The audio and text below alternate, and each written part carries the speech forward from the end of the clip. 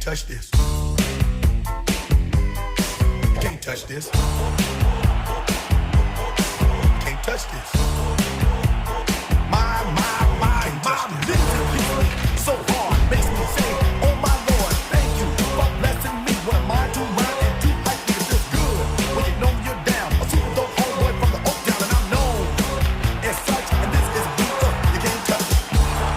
I told you, homeboy, you can't touch this.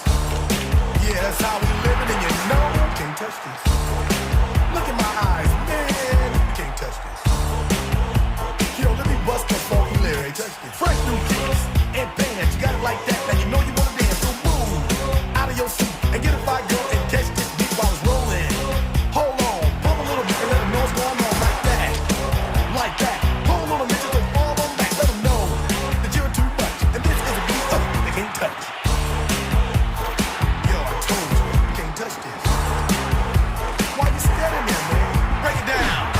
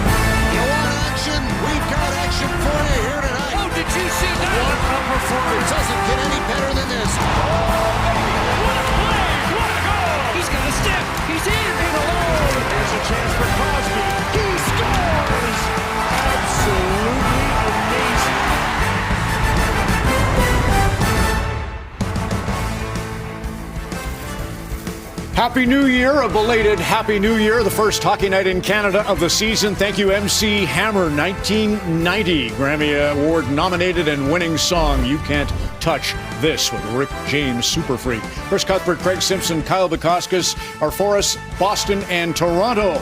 Montreal's into Denver this evening. Hunter Ryan Singh, John Garrett, Sean Reynolds be on hand. The Habs have found their groove. We're also on the air from Canada Life in the bullseye of the nation. And we'll have, actually, Hunter Ryan and John and Sean are covering that game. I'm a little confused here. John Bartlett, Gary Galley, Faisal Kamisa are over at the game in the Mile High City. I think I'm a mile high. And then we have games coming up from Seattle. Jack Michaels, Louis DeBrusk, Gene Principe. And it'll be John Abbott, Greg Millen, Scott Oak, and Ryan Leslie will help us with Ryan Longberg on After Hours tonight. Nashville takes on Calgary on this Hockey Night in Canada, presented by Rogers. On behalf of Jennifer Botterill, Kelly Rudy, and Kevin Bieksa, welcome to our studios. Busy night, 10 teams. And on behalf of all of us, I want to say to Team Canada, we're proud of you. You were warriors. You may not feel like it right now. You were absolutely warriors in the face of all the pressure, the blowback from fandom you knew would be there if you lost. Loved the way you went down, coming up with your best game of the tournament. You really came up, and you were dignified. Honor above victory, kids, always. So now you get to settle in and think about the careers ahead of you, and promise you one day you'll be just like this show, Hockey Night in Canada. That's an absolute guarantee.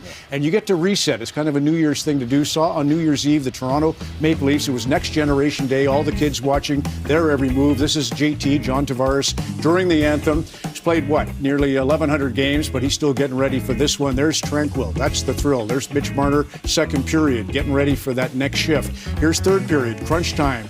And he's listening to MC Hammer, but there's Joseph Wool. Eyes closed. That's the key to the deal, the reset. You close your eyes and you'll picture the path forward. Again, we'll talk more about Canada. By the way, Finland just beat Sweden in overtime. Czechia, USA in 30 minutes time. But congrats, Canada. Like I say, we're proud of you. Kyle Bukauskas, you're up first on our games tonight. Ron, to that point, it has been the biggest story in hockey in this country over the last week. Auston Matthews' health status, or at least one of the big ones. And there is some international flavor to this one here tonight. We're just over a month away from a handful of players on the Bruins and the Leafs suiting up for Four Nations, including William Nylander, top scorer for Toronto and among Swedes. Brad Marchand was a hero for Canada in this building back in 2016. And Charlie McAvoy of Team USA asking Matthews, you're still playing for us next month, right? Okay, conversation for another day. Leaf fans just happy to know that Matthews is playing for their team here tonight. Faisal Khamisa, out to you in Denver.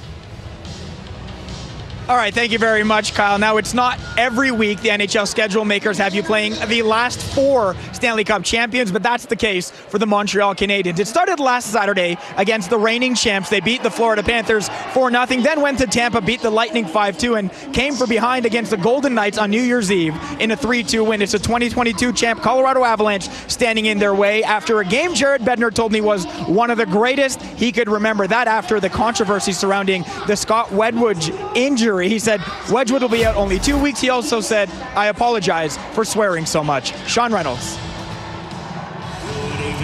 Faisal, Connor Hellebuyck going for his 300th career victory. If he gets it, there will be one goalie, one who has got to 300 wins plus 40 shutouts faster, and that would be Jacques Plante. But we know Michigan-born Winnipeg Jets player love hitting benchmarks against the Red Wings. Kyle Connor did it the last time they played, getting his 500th career point. But we know this is a different Red Wings team this time around. Todd McClellan has them playing great. 3 straight victories with a simple message: just play hockey. You've been doing it your whole lives. Let's send it back to Ron McLean in Toronto. And a fellow Winnipegger, Jennifer Botterill. Thanks, Ron. Well, yes, Detroit's playing well. They know they'll have a big challenge against the Winnipeg Jets. They've been solid the entire season, but they've been excellent at home. And we know teams look at little pockets of games. In the last 7 games, Winnipeg has averaged over 4 goals per game in that stretch. So Montreal, 5-game road trip after Christmas. So they have wins in Florida, Tampa, and Vegas. If they win tonight, Colorado, that's a 4-1 road trip against really tough teams. That's pretty good. Craig Berube was brought in to create a system that would be successful against Florida, Tampa, and Boston.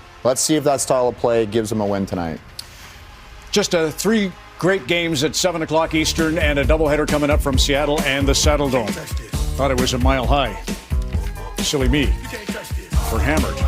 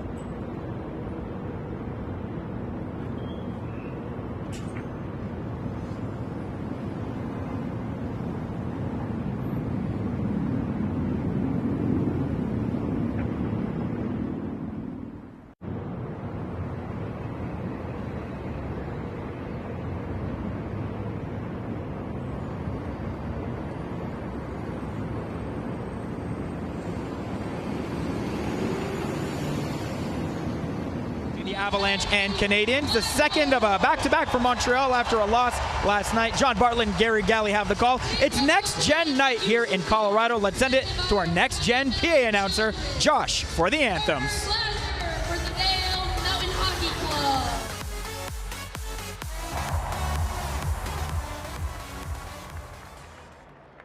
Presenting the colors for tonight's anthem is the Metro State ROTC. Now kindly remove your caps as we honor both nations represented with the singing of O Canada, followed by the Star Spangled Banner, performed this evening by Amanda Hopkins. Oh, Canada, our home and native land, true patriot love in all of us command. With glowing hearts we see thee rise, the true north strong and free. From far and wide, oh Canada, we stand on guard for thee. God, keep our land glorious and free. Oh Canada, we stand on guard for thee. Oh Canada, we stand on guard for thee.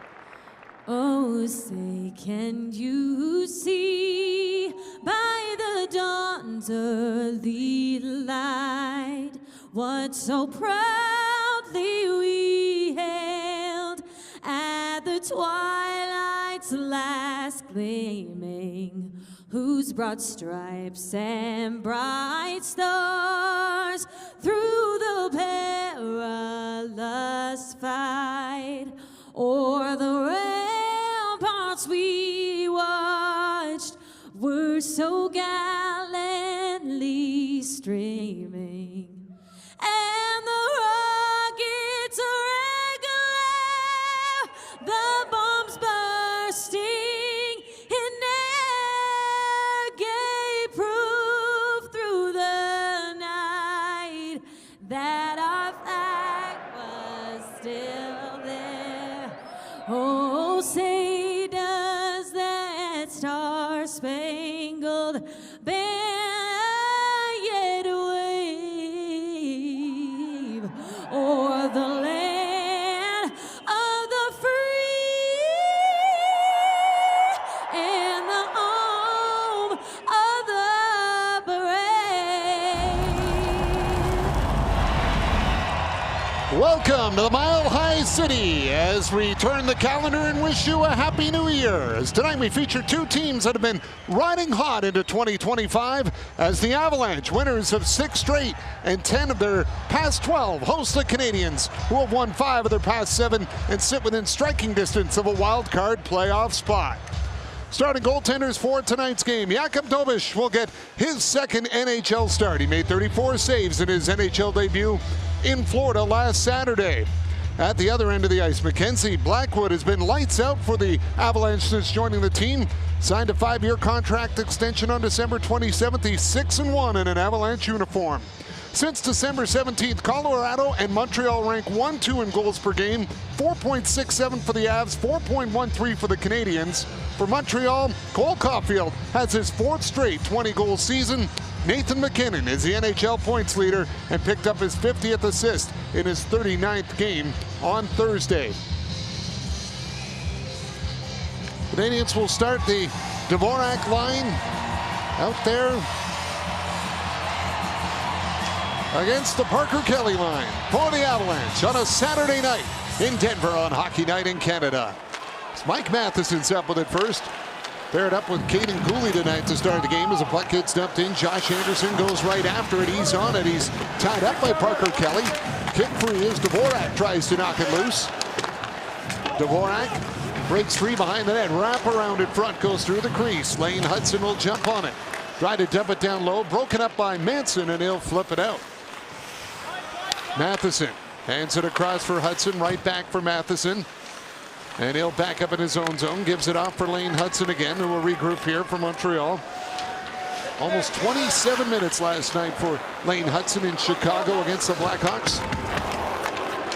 He hands it off onto the wing, and Cole Caulfield breaks out with it. Caulfield through center.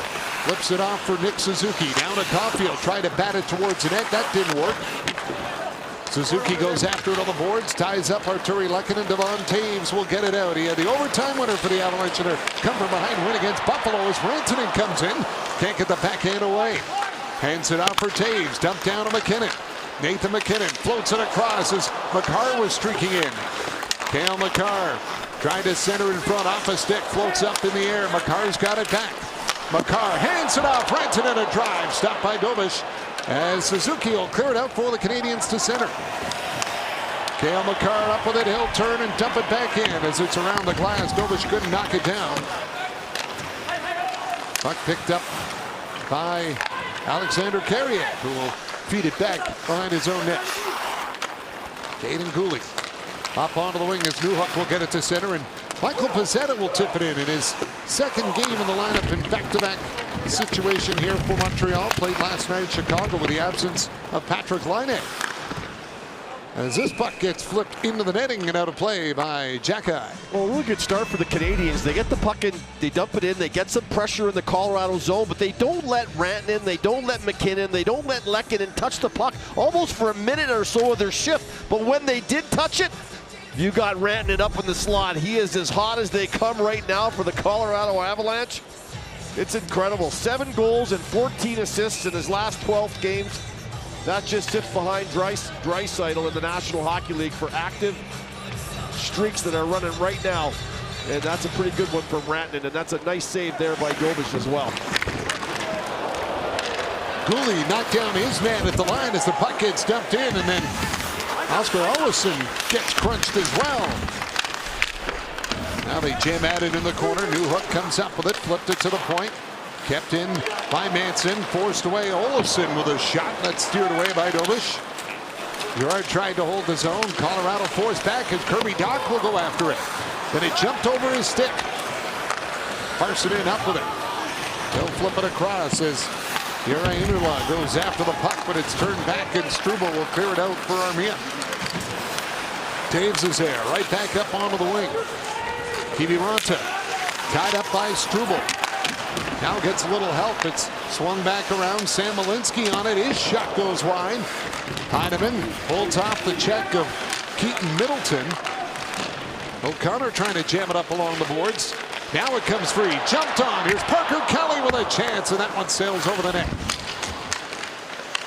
Armia will clear it off the boards and out of the Avalanche regroup. Middleton will dump it in. Dobish out of the net. And he'll play it. Wants to put it around the glass himself. He does. Doesn't get out of the zone, though. Kept in by Colorado. O'Connor swings it across. Toews got it back. Snapped towards the net by O'Connor, and Dobish makes a stop. Well, Dobish looks pretty sharp. Remember, coming off the shutout, he's made a couple of good saves early. Marty St. Louis got to like what he's seeing from his team. Last night, of course, they lose in Chicago, but they put up 40 shots, 19 in the second period.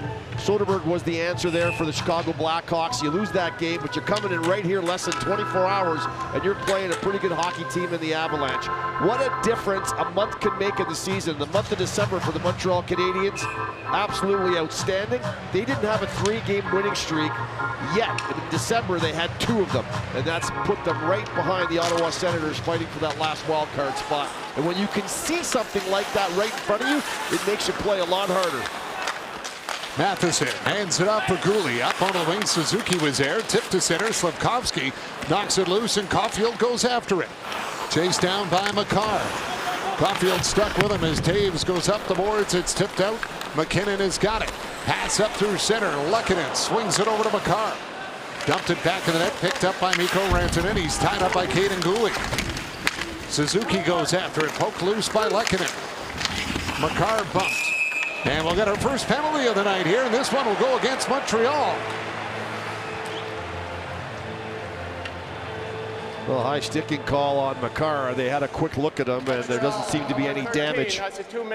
So Caulfield will just get the 2. And right away, you put the Avalanche on the power play. Go 4 minutes into this one, and this is what they love. Get on the board early. It's the one thing that the Avalanche really haven't done well this year. Their first periods have not been very pretty. They're like a -17 goal differential in the first period.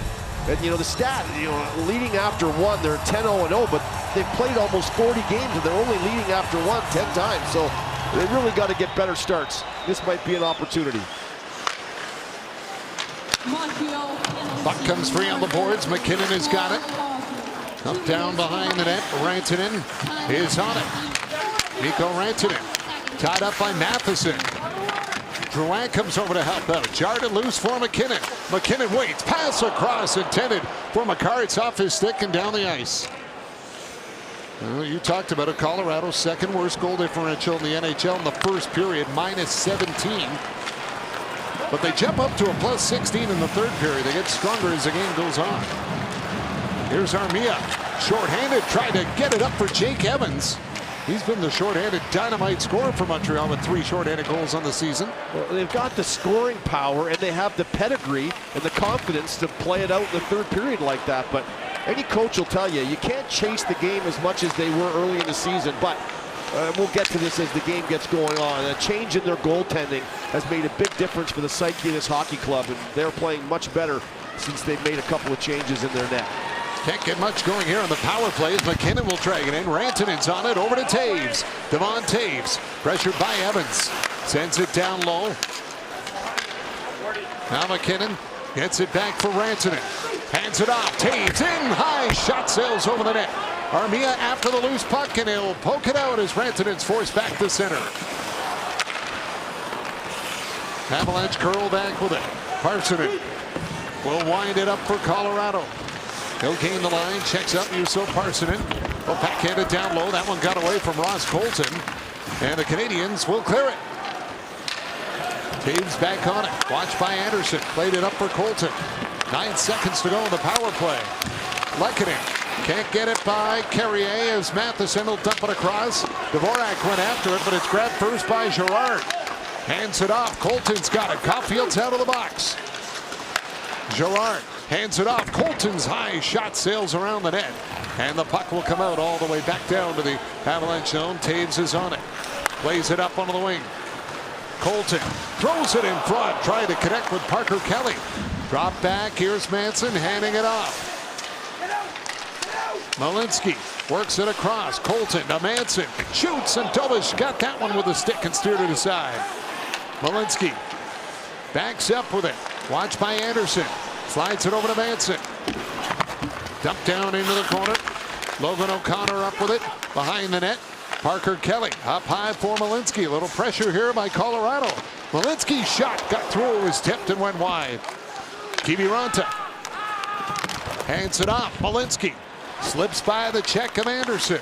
Hands it off in front, and that one went under the stick of Logan O'Connor, and it's all the way back down the ice. Montreal Canadian players, and some of them on the ice, some of them on the bench, were saying that puck hit the mesh in the corner, and the referees allowed the play to continue, and Montreal was hemmed in their zone for a little bit there.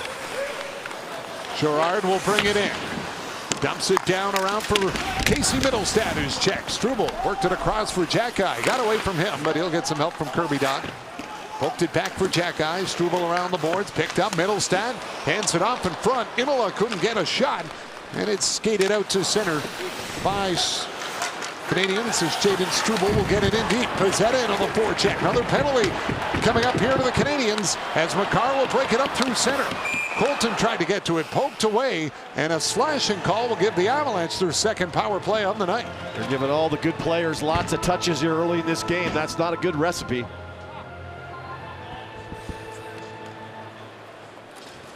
Newhook will head to the box for slashing.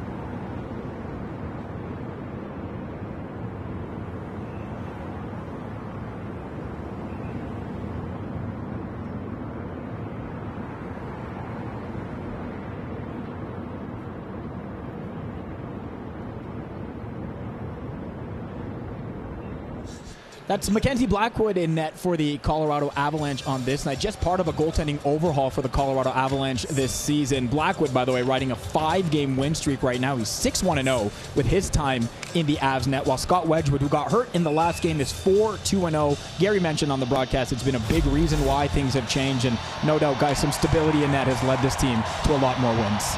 Well, October and November, their team was 13-12, and since then, December, January, 11-3-0. Now, one of those wins goes to Georgiev before they traded him for Blackwood, but boy, oh boy, last year, Bartz, we did the playoffs last year in Winnipeg. Georgiev really struggled. Their goaltending struggled in the playoffs. There wasn't a lot of confidence, and so this change in their goaltending has made a big difference in the psyche of the Colorado Avalanche.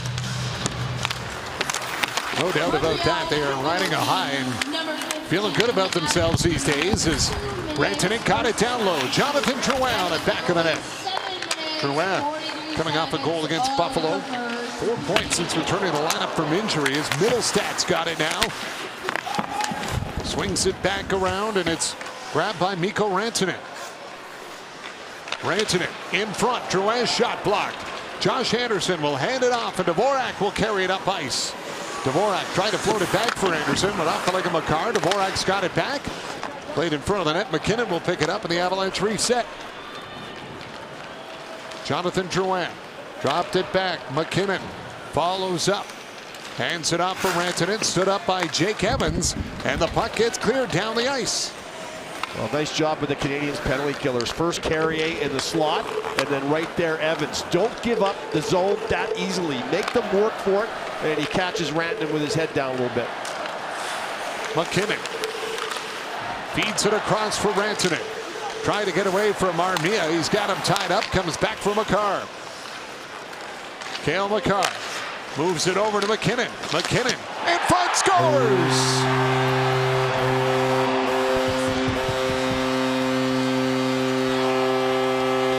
A deflection in front of the net, and it's Mikko Rantanen that gets his 100th career power play goal to give Colorado the 1-0 lead.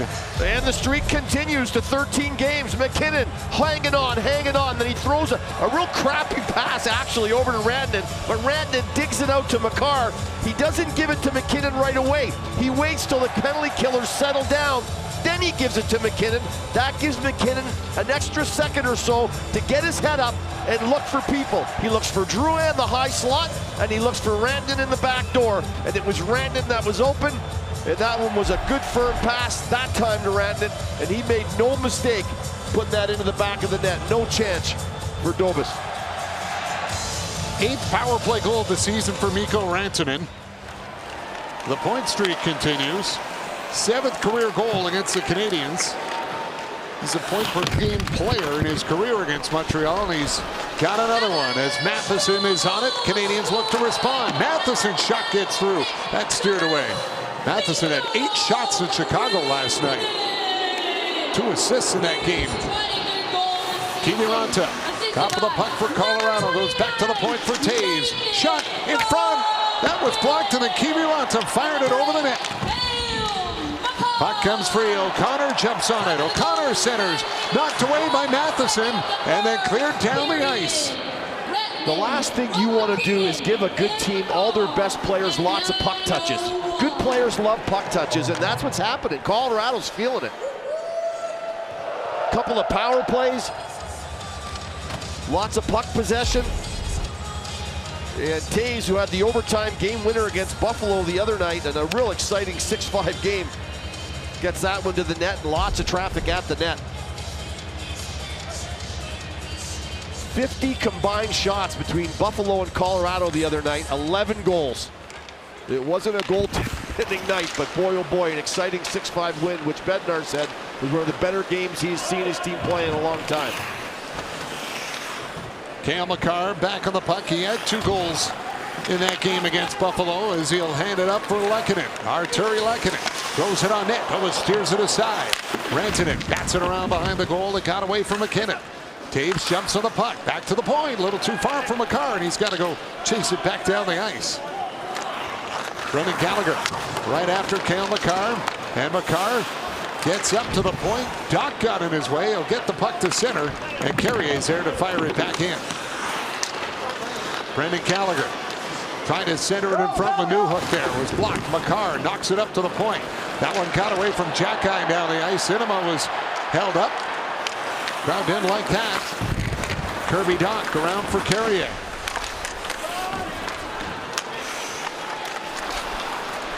Now here's Newhook. Backing his way into the Avalanche zone. Trying to work it across for Kirby Dach. Broken up by Malinsky in front.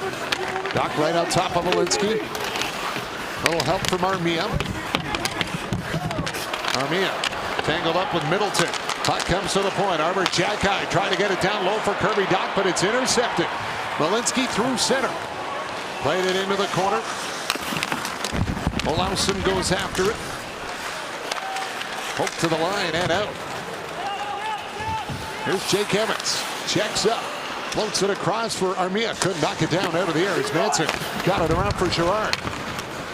Drouin knocked it to the point. Evans fired it in, and Blackwood decides he'll put a glove on it and get the whistle and hold on. Shot 6-1 favoring Colorado as Mikko Rantanen has a power play goal to make it 1-0 Colorado on Hockey Night in Canada.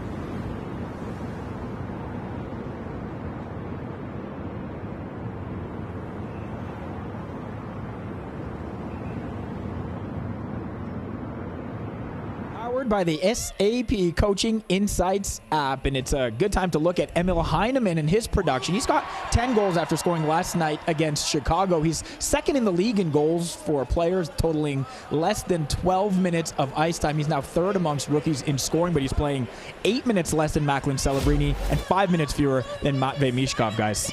You know what, Bartz? We've been pumping his tires all season long. He's been a really solid game in and game out player for the Montreal Canadiens. And there's always a player like that who doesn't get a lot of ice time but finds a way to make the most of what he gets. And eventually that ice time will change. I think it's already changed a little bit. They move him up and down the lineup a little bit to help out lines who are struggling a bit. He had 5 shots last night in Chicago as well. He reminds me of a Lehkonen type player, which is now in Denver, who used to be in Montreal, where he just does everything right. And eventually, it's gonna lead to more ice time. Yeah, I agree. Here's Caulfield up with it. Short side, put it off the outside of the net, batted back through the crease. And that one is picked up and cleared by Girard. A chance back the other way. Oh, Dobish hit in the net on a big collision. Penalty coming up here. Colton arguing the call. Dobish slow to get back to his feet.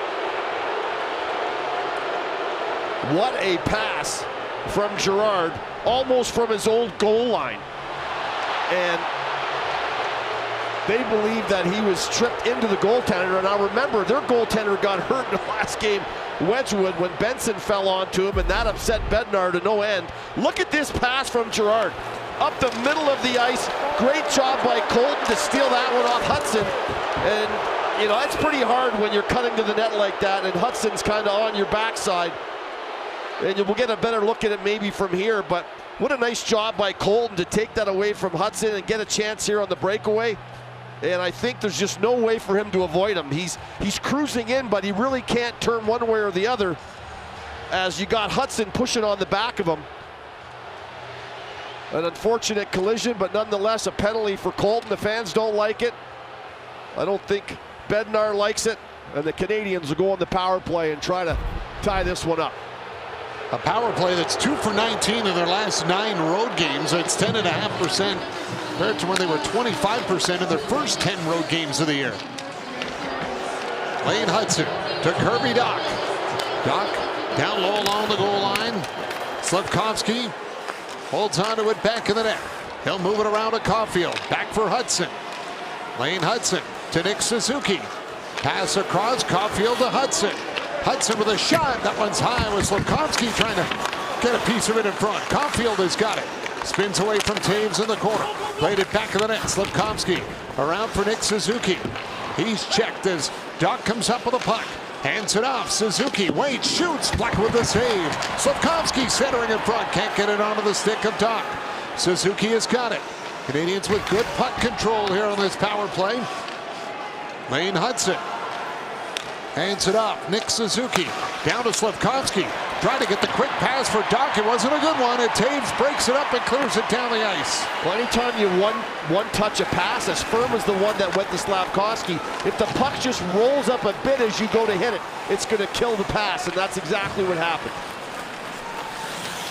Newhook built some speed into the Colorado zone. Thrown back to the point for Matheson. Down to Armia. Armia up high to Matheson. Back for Armia. Armia to Matheson again. That one, though, he'll have to back out at center again. Matheson drops it off. Newhook will carry it up. Gallagher for Newhook.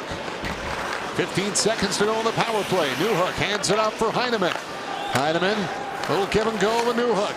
Now goes up high to Matheson. His shot was blocked by Lehkonen. It comes to center. Matheson curls back with it. Then Lehkonen breaks it up again. Arturi Lehkonen carries it in. Centering pass in front. That went off the stick of McKinnon. Lehkonen's got it. Feeds the point.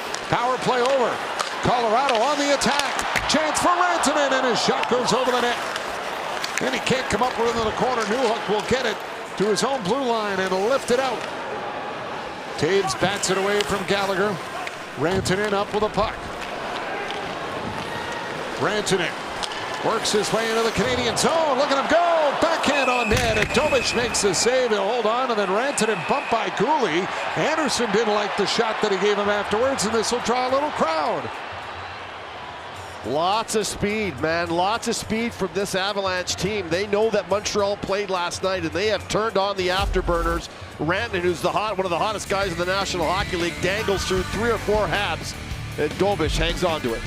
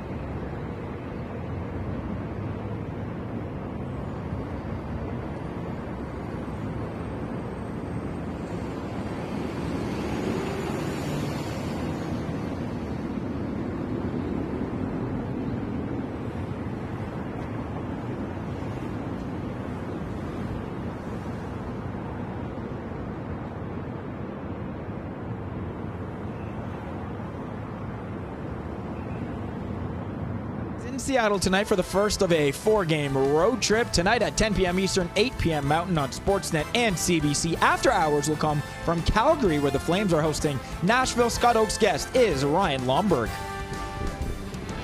Who knows local rivalries better than Canada's homegrown sportsbook? Sports Interaction, Canada's homegrown sportsbook.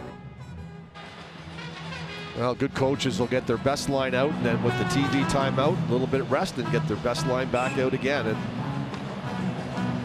McKinnon, Rantanen, and Drouin with Makar and Taves ready to go. Puck gets lifted out at center. Dvorak will knock it down. He bats it into the Colorado zone. Tracked down by Pezzetta. Dvorak throws it across. Cooley with a shot off a leg. Anderson picks it up. Josh Anderson circling around as Blackwood's lost his stick here. Dvorak back of the goal. Now the puck comes free and it's carried out by McKinnon. Out to center. Cooley trying to fire it up ice. That one off the skate of Dvorak. Carrier tied up. Dvorak got it out. Now the Canadians can control it here as Kaiden Guhle will slow it down to let them finish the change. Similar to last night, they took back-to-back penalties and were 5-on-3 in Chicago with the Struble and Xhekaj penalties. Power play goal, and tonight 2 more penalties early in this one, and the power play goal is the difference thus far. Caulfield lets it go to the point for Hudson. Flip down in the corner. Caulfield got a piece of it. Suzuki trying to tie it up, and it comes free. Malinsky will play it out to center as Colton's there. Back along the boards. Malinsky works his way in on the backhand. Forced wide by Caulfield, and his shot went off the outside of the net. Middlestad in on the forecheck. Matheson has got it, though, for the Canadians. Laid out for Hudson, and Lane Hudson will wait back of his own net. Hudson, top onto the wing. Carried up through center ice and brought in over the line by Heineman. Heineman bats it around back of the net. Gerard is there. Worked it up onto the wing.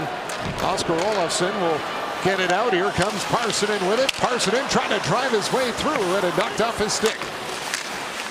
Inola follows up. Hands it off. Olofsson is on it. He'll go to the point. Gerard up with it. Gerard trying to spin away from Armia. Checked him. Now Armia comes up with it. 2-on-2 the other way. Armia left it for Heineman. Snapped it on net, and Blackwood has got it. Well, nice job by Armia not to be fooled up high at the blue line. Gerard tries the Savardian spinorama, but not to fool Yoel Armia. Did a great job of knocking that down and creating the 2-on-2 goal the other way. Nice try by Gerard, but physical contact, and then Heineman comes over to support him, and then the 2 of them will attack this. Always attack one defenseman. You see how Armia comes across there? He comes right at Manson. He forces him to take him, then he drops it to Heineman, who's able to get in and get a top of the circle shot. And Blackwood with the save. Newhook will take the draw against Parker Kelly. Newhook won it, slid it in front. Nobody there in a Canadian sweater, and it's brought out by Logan O'Connor. Hudson after it. Lane Hudson loops the net. Now banked it off the boards, tried to get it up for Newhook. Forced back. Cleared out by Carrier. Newhook will swing it across for Hudson. Gets to the red line and rings it in. Taves goes after it. Forced it around for Malinsky, and he'll lift it high in the air, get it back down the ice. That dropped onto the stick of O'Connor. Hands it off for Kelly. As he sizzles that wrist shot just wide. Herbie Dock gets it up to center. Tied up by Lehkonen. Makar is on the puck. Makar has a look around. Laid it up ahead. Lehkonen tried to tip it in. Matheson goes after it. He's got Lehkonen right on him. Gallagher in there trying to dig it out, and does as he caught it away from McKinnon. Brendan Gallagher gets it up ice. Hands it up for Guhle. Kaiden Guhle throws it behind the net. Gallagher there waiting for it. Flipped it back out in front. It skips free in the slot, but it's grabbed by Makar. Makar got to center, had a look over his shoulder to see who was coming, and then elected to dump it in and go for the change. Oh, smart play. You got a 1-goal lead. It's under 2 minutes in the period. You don't really have anything. Don't try to make something out of nothing. Put it 200 feet from your net. Matheson waiting back behind his own net. Plays it up for Nick Suzuki. Suzuki weaves his way through center into the Avalanche zone. Suzuki trying to shot. Manson got his stick in the way. Puck knocked loose on the boards as Struble will settle it down. Rolled it to the line for Caulfield. Off for Nick Suzuki. Back Slavkovsky to Caulfield. Shot right on, and Blackwood made the save. Walensky clears it out. Struble with a big hit in front of the Avalanche bench on Colton. Drouin tried to grab it at center. Caulfield has got it. Flipped it ahead. Suzuki cutting in. Dropped it back for Caulfield, but it's intercepted by Drouin. Puck played up the boards. Casey Mittelstadt can't get it out. Suzuki to Slavkovsky. Centered in front. Got away from Caulfield. Struble with a drive. That was blocked. Thrown off the hand of Kiviranta. Avalanche clear it out. Malinsky got it to center. Stopped by Evans. He waits for everyone to clear, and he'll dump it back in as Armia goes after it. And Malinsky will find it. He'll clear it down the ice, and this will be an icing call against Colorado.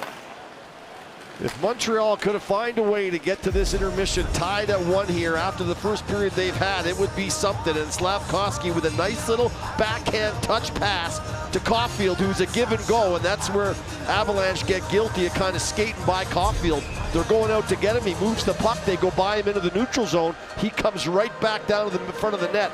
And Blackwood with a really nice save late in the first. Mittelstadt gets his warning. Evans wins the draw. Armia is on the puck. Armia throws it towards the net. It's high over the goal. Carrier tried to keep it in. Heineman with a shot. That one goes wide. Kiviranta will float it out and down the ice. A race for it. Carrier trying to get there. He'll reach in with O'Connor going after it. Heineman will pick it up. Heineman takes the check. Got it up over the wing, and Jake Evans tries to fight his way in the Avalanche zone, but it's cleared away by Taves at the horn, and that'll do it. So Mikko Rantanen, power play goal, the difference in the game so far.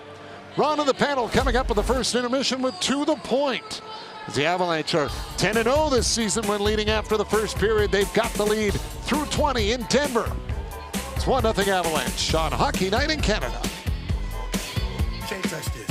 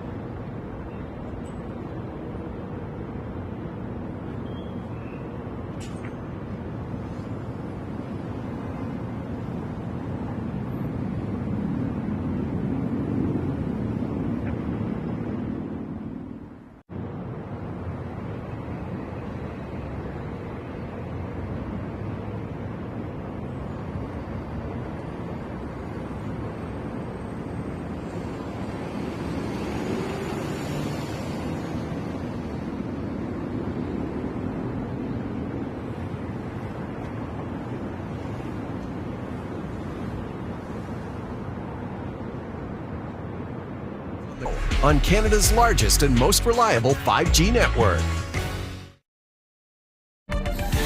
Welcome back. Toronto, Detroit, Colorado. 1-0 leads on this Hockey Night in Canada presented by Rogers. First intermission with Jen, Kelly, and Kevin. And let's zip through the telecast first. Austin Matthews returns. He returns and he looks really good. I think the biggest thing that you noticed in that first period is physically how strong he looked. And right off the draw, you knew he was ready because it looked like the Boston Bruins were coming down for a great chance. But Kel, you loved this right before they're heading down the hallway, right? He's smiling, he's ready, and he is. I mean, look at him tracking the puck here on Marchand. Just that little stick lift, right? Whether it's stripping the puck, strong 1-on-2 to regain possession. And for him in his own zone, I love the breakouts. I mean, you're just coming back. You've missed 6 games in a row, but just the poise and the patience with the puck. And this is another one. I mean, maybe we didn't see this quite as often, right? Before he was re-injured in terms of his two-way play, of that ability to just, on Marchand, again, this time a huge, strong physical play in the offensive zone. The one-on-one, whether it was the ability to go in on offense, just battle down low, just the reassurance of how healthy he is and the intelligence that he showed in that first 20 minutes, I thought was excellent. You saw the lack of offense from the defense since December 1st, and part of the problem is jumping in the right holes at the right times. You have Marner, you have Matthews, you have some great passers on this team. It's a matter of jumping in these holes at the right time and then having a little bit of finish. You don't finish some of these plays, all of a sudden Marner's shooting that and not passing it, but there's the one that McCabe jumps in the right spot at the right time. I wouldn't call McCabe an offensive defenseman by any means. I would say he's more of a complete defenseman, but you don't have to be an offensive defenseman with Marner on the ice. You just have to be in the right hole at the right time. Right here, thank you, this is Benoit. Now, you still got to start connecting on more of those plays, and then you'll start to see the numbers go up. So a guy like Josh Manson, I think of, you guys would never think he's an offensive D. He had 40 points one year from jumping in the hole at the right time, guys like Getzlaf finding him in the slot. Montreal and Colorado, it's 1-0 Colorado, but overall, I'd say Montreal's played really well. Like they've, say the last 3 weeks or so, they've really tightened up defensively. They've only given up 8 shots to Colorado. Really tough road trip, and the only grade A chance that I thought Colorado had, they scored on the power play. So good period by Montreal. In Winnipeg, a slower start for the Jets. I mean, Detroit came out playing really well, and your candidate for the Hart Trophy, Hellebuck, has been excellent again tonight. I mean, at one point they're outshot 14-2, but this is what both of you guys, and Kevin, you mentioned too, whether it was the calmness for him, whether it was just tracking the puck. Again, I liked the patience. Okay, let the pressure swing around, then I'm going to initiate the breakout. After the save, he has a little communication after that one. In tight. This is what you talked about in the pregame, Cal. He is better than anyone in the league when the pucks are right there in front of him. I think there's just those examples when your team isn't playing as well as you'd like to in front of you, for him, the calmness and composure. So off the top of the show, I mentioned how proud we were of the Canadians. 5th place exit, 2nd year in a row, we know that. And I mentioned the dignity they had when the calls went against them. They could have been upset about some of them. Nothing there. I thought they were just tremendous in having their best performance when they were really in tough midway through that Czechia game. But Kelly, you're first. Your take on Team Canada. Well, I worried about them last Friday. I flew into town for last Saturday's game, and I'm watching the game in a restaurant, and I know they have a lot of pressure, and that's kind of what you get when you're on Team Canada, right? But people were mad after the game, and I was like, that's unfair. Like, it's not the most important game.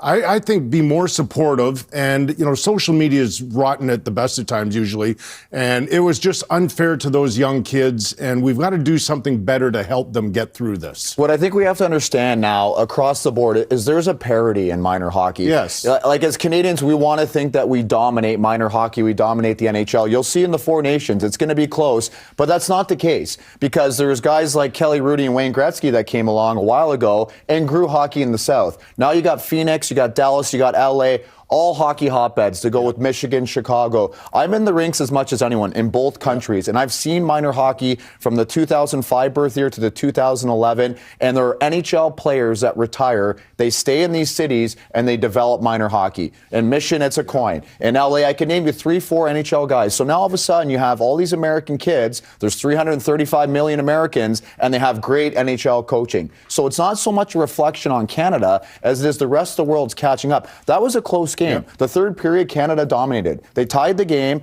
They had a bad coach's challenge where we lost some momentum, right, which happens. Then they had a bad penalty with 2 minutes left, and that's the game. But it was close. Show tonight and show the 2 in the game. Okay, so let's quickly go to the penalty. So there's a lot of talk like, is this a 2? Is this a 5? Is this a knee? Is it no penalty? So these are the calls. This is the first one, Baudouin, and it's one of those things where he's committed to the hit. Sikora shimmies him at the last second. This is the one, Gibson with 2 minutes left. The intent is not to clip him by the Canadian guy. The intent is to make contact, but at some point, when this forward tries to shimmy you, you got to bail on the hit, like McCabe does there. Get your hands out in front of you and push him, because as soon as you clip him with your leg goes in the middle of his legs, it's a very easy call for the referees and the officials. Now, you can debate that call all you want.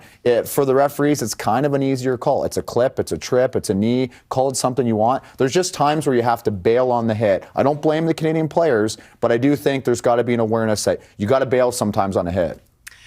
I think that's why it's tough. I mean, I think all of our hearts go out to the guys because you know how much they wanted this. And in that environment, in the World Junior Championships, there isn't anything quite like it that they've experienced in terms of the attention or the expectation from the country. And so I think for them in that situation, how you handle the excitement and your adrenaline in that moment. If you think about the game, they were playing so well, all the momentum in those moments, and how you can play with intensity and intelligence under those huge pressure moments. Matt Brown is a sports psychologist. Go ahead, Jen. I'm sorry. That was all, and how they balanced that and responded. Even from the mistake, though, Kel, you talked about too, on how you can park that. And with their social media, all the other noise, how you can focus on just playing with that right balance. If time, we'll come back to that. But the emotional state you're in ranges from 0, Matt Brown always says, which is just before you fall asleep, to you're being chased by a bear, which is level 10.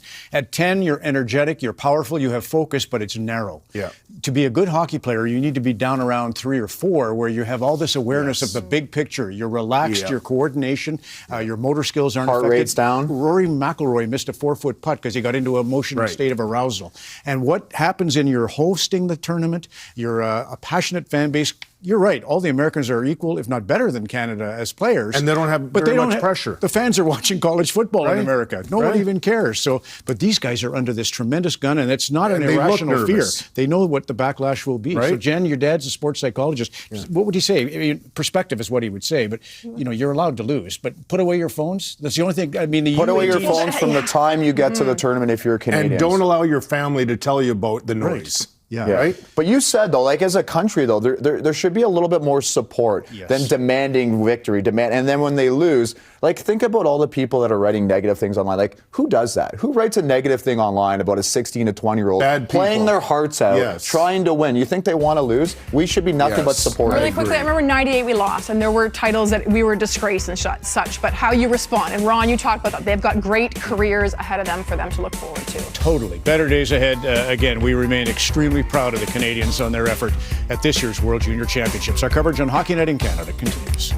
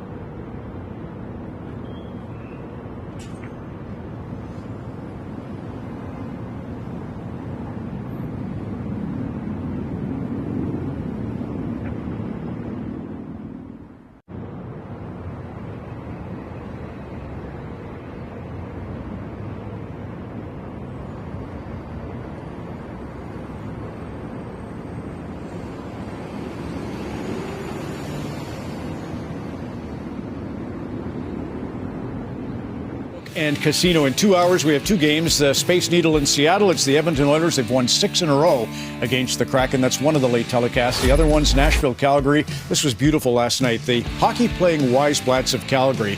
Kim has 4 boys and a daughter. She's the only deaf member of the family. She signs. The kids all learned to sign. It's just a remarkable example of hockey and the love of the game. And Ozzy, you gave that puck to your mom in your debut with Nashville last night. You'll play your second one tonight. Line change, Sports Interaction, Canada's homegrown sportsbook and casino.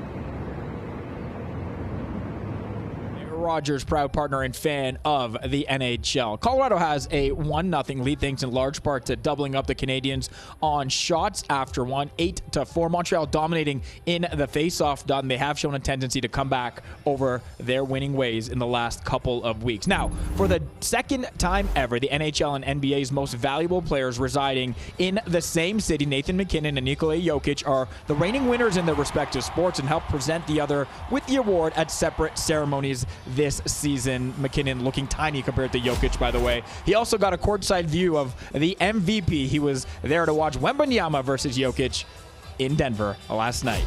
Second period action, guys. Well, MacKinnon has been on an absolute tear again this season. As we mentioned, got that 50th assist Thursday against Buffalo. Fastest player in Colorado and Quebec history to hit 50 assists, doing it in 39 games. Second period underway as the puck comes right to Dobish, and he'll hand it off. Matheson has got it. Matheson goes up onto the wing. Caden Cooley will carry it up through center. Played for Slavkovsky, who tips it in. Cooley goes after it. Taken to the boards by Manson. Girard got it around the wing. Kiviranta is there. Well, Kiviranta feeds it back for Manson, streaking his way in. O'Connor follows up. Left it at the point for Kiviranta. Dumped down in, Makar goes after it.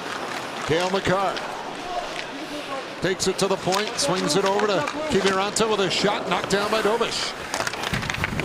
Slavkovsky flips it up the middle, and Lane Hudson will get it back from Cole Caulfield as Hudson works it into the Colorado zone. Caulfield down for Hudson, trying to chip it away from Makar. Now Makar tangled up with Caulfield as Taves will find the puck. He'll move it ahead for Rantanen. Mikko Rantanen. Down into the corner with it. Around the net. Rantanen slides it across to the wing. MacKinnon dumps it off for Rantanen. Back of the goal. MacKinnon knocked down. He's slow to get to his feet. Lehkonen up with a puck for McKinnon. He's on his feet now, and he gets the shot kicked away by Dobish. McKinnon tries to get the puck back. Anderson's there. Played it around for Matheson, and Matheson will escape the check of Lehkonen to take it up to center. Hands it off for Gallagher. Brendan Gallagher slides it over to the corner for Anderson. Bumps with McKinnon. Artturi Lehkonen back the other way for Colorado as he gains the red line and sends it in. Dobish out of the net. Moves it for Matheson up the boards. Dvorak will backhand it out. New hook at center. Gets knocked down as he tried to play the puck up ahead on the wing. And Casey Mittelstadt will lead it back in for the Avalanche. Up by Struble. Matheson out with it for Montreal. Up the center, and he'll backhand it in. That one's high over the net. Pezzetta on it in the corner. Newhook trying to help out. Pezzetta's got it jammed up. Michael Pezzetta still had it. Took a lot of work for Jonathan Drouin to get the puck away. Now does, as he'll hand it across for Girard. Gains the line and is forced back by Arber Xhekaj. Jonathan Drouin flips it up ahead, and the Avalanche get called for the offside. Well, 50 helpers in a season is pretty good. 50 in half a season, that's insane, as the left skate of Dvorak clips the skate of McKinnon, and that's why he went down a little bit off balance. He was a bit slow to get up, but not many players have 50-plus assists in fewer than 40 games played. Of course, Wayne and Mario did it quite a few times. And McKinnon off to a real good start again this year. He's been such a good player for this organization. Just steadily a top 2-3 player in the league every single year. And he's a bully, man. He comes after you. He's a big body that skates really, really well. And he'll come after you. He's got a little bit of Forsberg in him. Peter Forsberg, who played here, boy, he was a physical player as well. And he showed that by dropping the gloves. He doesn't do it very often, but you got to do it every now and then, and he's willing to do it. Puck cleared out by Manson to center, cut off by Arber Xhekaj. He'll work his way in. Taking the boards by Parsonen. Puck comes free in front. It's off the hand of Heineman. They'll go down to the corner where Manson gets it up on the wing, and Arber Xhekaj kept it in deep. Girard after it. Heineman right on him. Puck dug out by the Canadians as Evans tried to throw it in front. Matheson at the point will keep it in.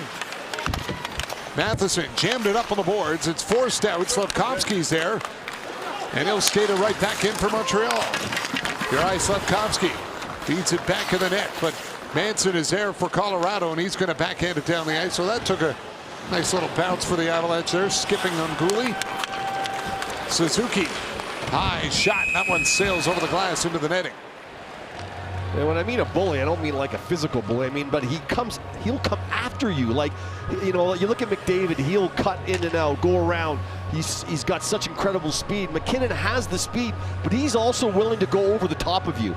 He will go right through you if he has to, through the middle of the ice. Yeah, that's what I mean by a bully. He's like an offensive bully more than anything, but you don't get the amount of points that he gets or McDavid gets or Crosby or any of those guys get without being involved in the game physically, and you have to be. Here's Taves. Back around behind the net. Pass went off the stick of Slafkovsky. Still made it to center as Jonathan Drouin will carry it in. Pass for Makar in front. And knock it down, and Nick Suzuki will lead it back the other way. Suzuki to Matheson, waiting, trying to play it back in front. Suzuki jumps to the puck. Drouin comes up with it, hands it off. McKinnon's got it. He'll get it up to center, now brings it into the Canadian zone. McKinnon over to Lehkonen, and it bounced over his stick. Got it in tight. Drouin, backhander, punched away by Dobish. McKinnon on the puck, back for Lehkonen in front, can't get a shot. Malinsky shoots, tip, loose, Drouin denied by Dobish. Avalanche trying to press a little here again as McKinnon's on it in the corner. Matheson goes to meet him, ties him up. Now they all pile up in the corner. It comes free. McKinnon's got it. Hands it across, and a big drive by Middleton goes wide. A race for it, back up ice, but Caulfield's at the end of the shift and out of gas, and he'll turn to the bench. Well, nice job by Dobish keeping this game at only 1-0. The Montreal Canadiens are hanging around, and the goalie's had a big part of it. Puck free in front. Dobish swipes that one away. Now it's Carrier that races after it. Parker Kelly will grab the puck for Colorado. Anderson trying to take it off his stick. Lane Hudson gets it back of the goal, turns away from O'Connor. O'Connor's right on him. Gallagher comes over to help out. Down goes O'Connor. Kelly back to the point. Manson is on it. Dumps it off behind the goal. O'Connor will swing it to the point. Girard with a shot. It's tipped and over the net. Dvorak ahead for Gallagher. 2-on-1. He's got Anderson on the far side. Gallagher down the wing. Goes to the net. Centered in front. Taken away by Girard. Samuel Girard will lead it up ice as he drops it off. Middle step. Dumps it in for Colton. Ross Colton tied up by Struble. Middle step. Will stop it and dump it back in as Lane Hudson will clear it out for the Canadiens. Taves knocked it down at his own blue line. Anderson was there. Now Rantanen on the puck. Up ahead. Colton's got it. Colton waiting. Backhand. Wow, it's into the pads of Dobish. And he's able to hold on as he was sliding across to the other side of the net and kept it out. Well, Dobish doing a nice job of keeping Montreal in this game. Jonathan Drouin, who's been on a bit of a roll since he's gotten back, gets two really good opportunities from the side of the net right here. He tries to backhand it on the short side. Nice save there, and then a few seconds later, he gets a turnaround rebound and the nice left leg kick save as Colton tries to wait him out, and he squeezes it between the pads.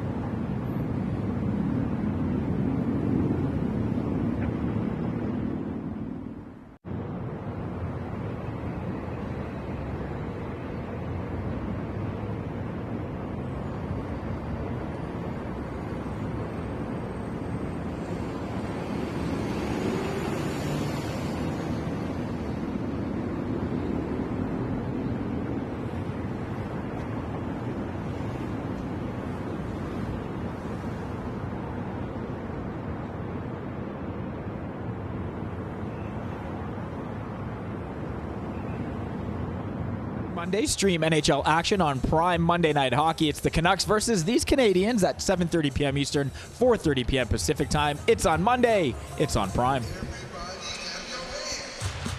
Canadiens will be excited to get back home after this road trip. Makar sends it over to Taves. Got it down. McKinnon circles around with it. Dropped it off for Makar. Makar trying to shake off Kirby Dach. High shot sails over the net. Nick Suzuki up with a puck. He'll give it back for Matheson. Played around for Cooley up the boards, and Dach's there to chop it out and get it down the ice. This annual Christmas road trip for the Canadiens has in some seasons been a disaster, and where their season has gone to die in many ways, but this year they've put up the big points and have an opportunity here tonight to really bring it back home in a winning way. Change the look of this whole season on this road trip. It looked like they were playing a bunch of easy teams out there. No, Stanley Cup champions in there. Makar trying to turn away from Newhook. Dumps it off down low. Rantanen has got it. Goes up high to Taves. Carrier ended up on the back of the net. Drouin feeds it across. It was into the skates of McKinnon. He couldn't one-time it, and Kirby Dach will lead it back up ice for Montreal. Dach cutting in. He's got room. Snapped it towards the net and missed. Cleared out by Rantanen as Lane Hudson goes back to get it. Hudson right up the middle. connects with Armia, but couldn't get deep into the Colorado zone. Olofsson drops it off, and Inola's shot doesn't get through. Hudson up for Armia again. This time he'll drive down the wing, cross the red line, and fire it in. Jack Eye at the point, off for Heineman. Puck got away from Evans, so Hudson will race after it. Lane Hudson waits at the point, trying to put that one through, but he can't get it by Olofsson, and now it's out to center. Jack Eye wanted to slip it past Inola, and Avalanche dump it in. They'll get the change. They're Inola after the puck, but it's Hudson that'll feed it back in the net. Jack Eye is there. He'll flip it out and get it back into Colorado territory. Heineman jammed it up on the boards. Comes to center. Struvel's there. He'll backpedal with it. Played across for Carrier. Fires it in off the glass. Caulfield will try to chase it down. Caulfield up with it as Slafkovsky took the hit to make the play. He fed it off for Caulfield. Got the shot away. Blackwood made the save on that short side, and now he's got it in his glove, and he'll hold on. Well, that Middleton is a big boy, and he plays extremely hard between whistles. Dobish has been really the story for Montreal. I mean, he has been on his game, coming off that shutout against the Florida Panthers, and right here McKinnon bumps into Carrier, and he goes underneath Dobish. He does a good job. He hasn't let a puck in, but he has let Carrier in through the 5-hole. That's about it. Only the one goal thus far, and not much he could do about it. The Rantanen power play goal was a tap in. And Blackwood, who hasn't been tested a lot, only 6 shots, 4 in the first and 2 here in the second. And they've been good offensively, Colorado, but man, 5 of their last 6 games, they've allowed 2 goals or less. And of course, all wins, and then you allow 5 goals and you still win. So they're winning every which way. Middlestad after the puck along the boards. Lost it. Gallagher moves it out. Anderson trying to drive his way in. Makar will clear it off the glass. Middlestad to Colton.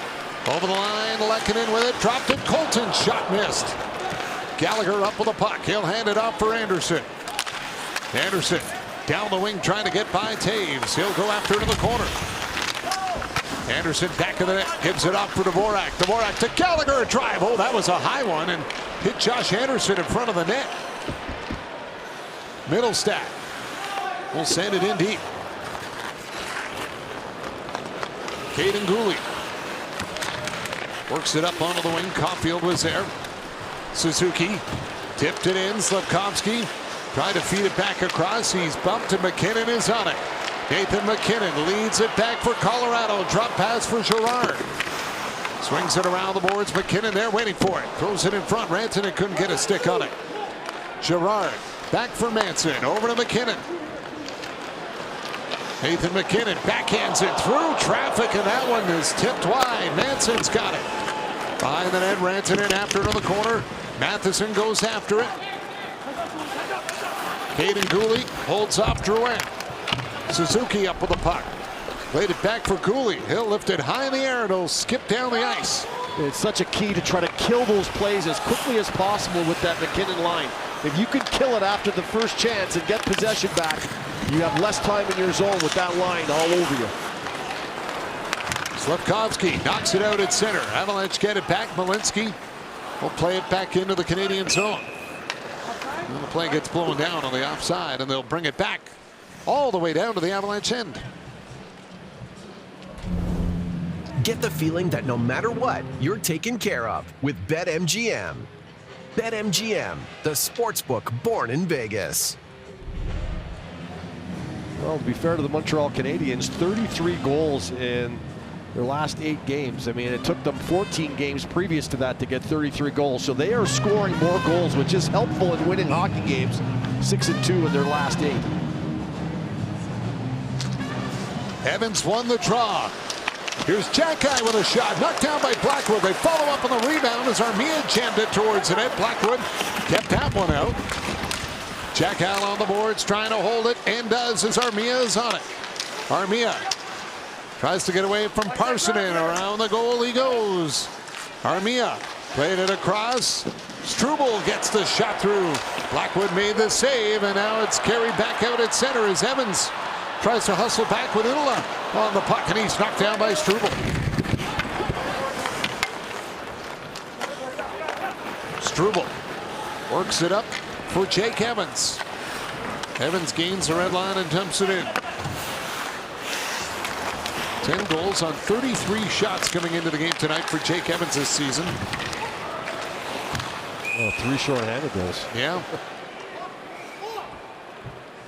Well, the one thing Montreal's done well tonight is their face-offs. They've won some draws, and that helps you to create some offense. Evans wins this draw. Good job by Jack-Eye cutting across the middle of the ice.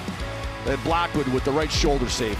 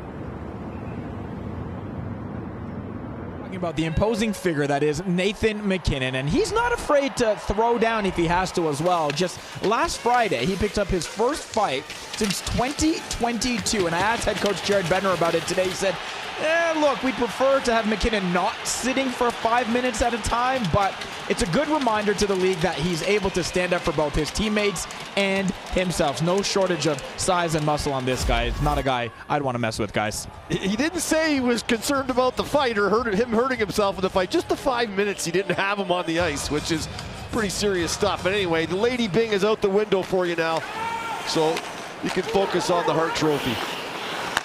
2 hits in the game so far tonight for MacKinnon. There's Matheson up with the puck. He'll get it up on the boards. Caulfield turns back, hits the brakes. Doc let it go for Newhook. Played it up the middle. Here comes Matheson streaking in with a shot that just missed on the glove side. Manson follows up. Back the other way come the Avalanche. And a drive by Parker Kelly is deflected out of play. Well, the one thing we know about Mike Matheson is he clicks those heels together and he can move. And he bounces. That one comes off the sideboards with a really solid bounce. Comes right out into the middle of the ice, and he uses his skating ability to track the puck down and gain some advantage on the Avalanche players and creates a pretty good scoring opportunity for himself. Montreal has had a couple of really good scoring opportunities, and they haven't hit the net. They got to start hitting the net. Matheson is due as well. He hasn't scored since November 30th in New York against the Rangers. Span of 15 games. Getting goals from your back end is so important. They're good teams. They all get it. Here's Pezzetta over the line for Armia. Trying to feed it back across for Evans. It's off a stick. He'll track it down in the corner. Grabbed by MacKinnon and played out at center. Carrier hands it off for Cooley. Cooley pass up ahead for Evans. He'll tip it in. Step off for a change as Taves goes after the puck. MacKinnon up ice with 7 minutes to go here in the second. A 1-0 Colorado lead on a first period power play goal by Mikko Rantanen. Here's MacKinnon. Back to the point for Makar. Played it over to Taves. Taves holding on. Feeds it back for Makar. Makar working his way in. He'll hand it off. Dumped down back of the net as Rantanen tries to get away from the check of Cooley. Rantanen knocked down by Caden Cooley, and they'll lift the puck out to center as Jonathan Drouin. Nice job by Gooley. You got a guy like Rantanen, once you're on top of him, stay on top of him. Dvorak jumps to the puck. Dvorak throws it towards the net. It was tipped by Anderson. He tried to feed it back to the point, but it's Rantanen that'll take it at center, down for Middlestat. Arbor Xhekaj got out of the way, rolls it around for Lane Hutson. Hudson pressured in the corner by Middlestat. Dvorak over to help out. Arbor Xhekaj turns back the other way with it. Xhekaj, long pass out at center. Anderson is there. He'll dump it in. Broken stick for Keaton Middleton. He had to go to the bench to grab a new one. He's got it now. As Arturi Lehkonen will hit the red line and ring it in around the glass. Suzuki there to pick it up. Hands it off, and Lane Hutson has got it. Off the middle for Nick Suzuki. Trying to catch up to the pass. He's on it now. Dropped it for Anderson. Firing off the arm of Blackwood. Malinsky turns it back up ice for Colorado. Play was broken up by Struble. He'll re-enter in the Avalanche zone. Blackwood knocked it down back in the net. Middleton being pressured up onto the wing. O'Connor trying to tip it out. Parker Kelly will jump on it. Feeds it up for Kiviranta, who's tied up by Matheson. Parker Kelly breaks free. Tried to center it in front for O'Connor. Good stick by Struble to break up the pass. Caulfield trying to force it back the other way. O'Connor up through center for Manson. He'll backhand it in.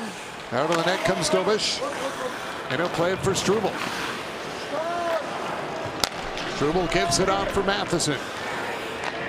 Back for Struble. Fresh legs come out for Montreal on the change as Matheson will dump it in. Newhook goes after it. Manson got a piece of it, and it's cleared away by Rantanen. Jonathan Drouin catches up to it. Tied up on the boards by Caden Cooley. McKinnon follows up. McKinnon stops. Now looks around. Goes to Drouin. Shot tip. Save made by Dobish. Rantanen deflected it. Then he's taken down by Matheson, and a penalty coming up here. This will go against Matheson, and the Avalanche will go to the power play. They go to the net so hard, and even though your goalie makes the save, they don't go away. They track down rebounds, they stay at the net, and this causes Matheson to have to take the penalty. There's the shot, the deflection. Rantanen is looking for somebody out front. He wants to find somebody, and Matheson takes him down, and he'll head to the box.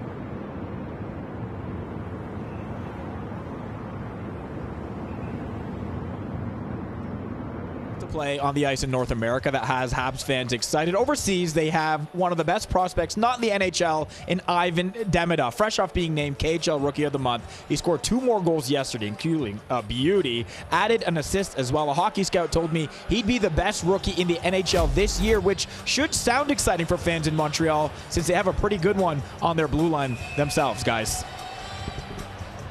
Well, years of struggles have brought in very good draft picks and good players, and they're going to start to slot into places, and Montreal Canadiens are going to bring the plan to fruition. They're not rushing it. They're staying on task. He looks like a real good one.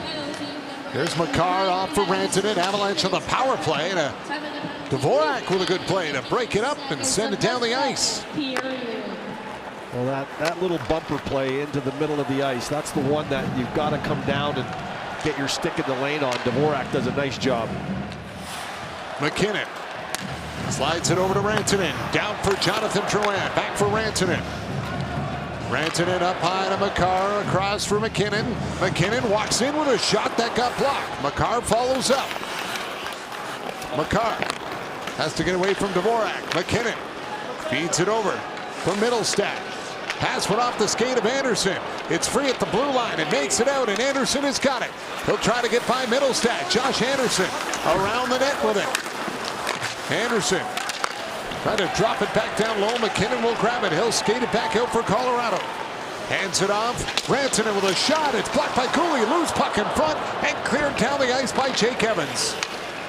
Well, nice job. Your goalie makes the first save, and that's expected, but you have got to make sure you got a handle on the rebounds, especially when you're killing penalties. Nice job by the Canadiens. The save and cleared at 200 feet. Girard will bring it in. Taken to the boards by Carrier. Armia breaks it up.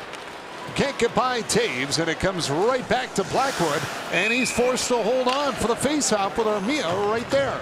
Well, Taves a real strong skater too, and even though we turned that one over, he keeps good position on Armia. He doesn't let him get loose and give him space to get going. And I think Blackwood does a nice job just to cover that up and get the face-off here as Rantanen gets the drop pass from McKinnon, and it's a real nice block there by Gouli. Just splits his stick right in half.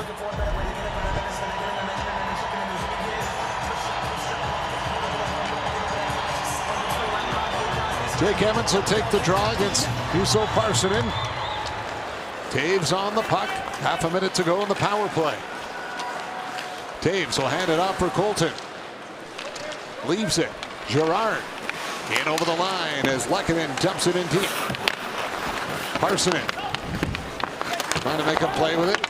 He's worked over by Kaiden Cooley. Nick Suzuki tried to find it. Colton's got it. Dancing his way in. Can't get a shot. Evans will find the puck and clear it down the ice. Well, Colton is not happy. He given an earful to the referee. He feels like he got a stick in on him there, or that shot would have been going to the net. Montreal might have got away with one. The penalty kill for the Canadiens. They don't allow a shot by the Avalanche on that man advantage. Arbor Xhekaj got it around the glass. That puck came out on Malinsky, so they'll blow it down on the offside. Well, on the shot into the zone, I think it went off the glove of a Colorado player. I think that's why they blew it down, as normally they'll let them clear the zone and give Montreal a chance to come out of the zone and break out. But this one clipped the hand, so they're going to have to blow that whistle face off just outside the blue line. 1:50 to go here in the second period, and still that 1-0 lead. Montreal is hanging around.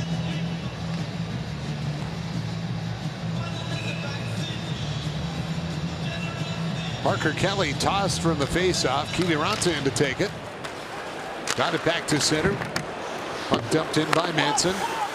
Hudson brings it around the boards as Newhook will angle it out.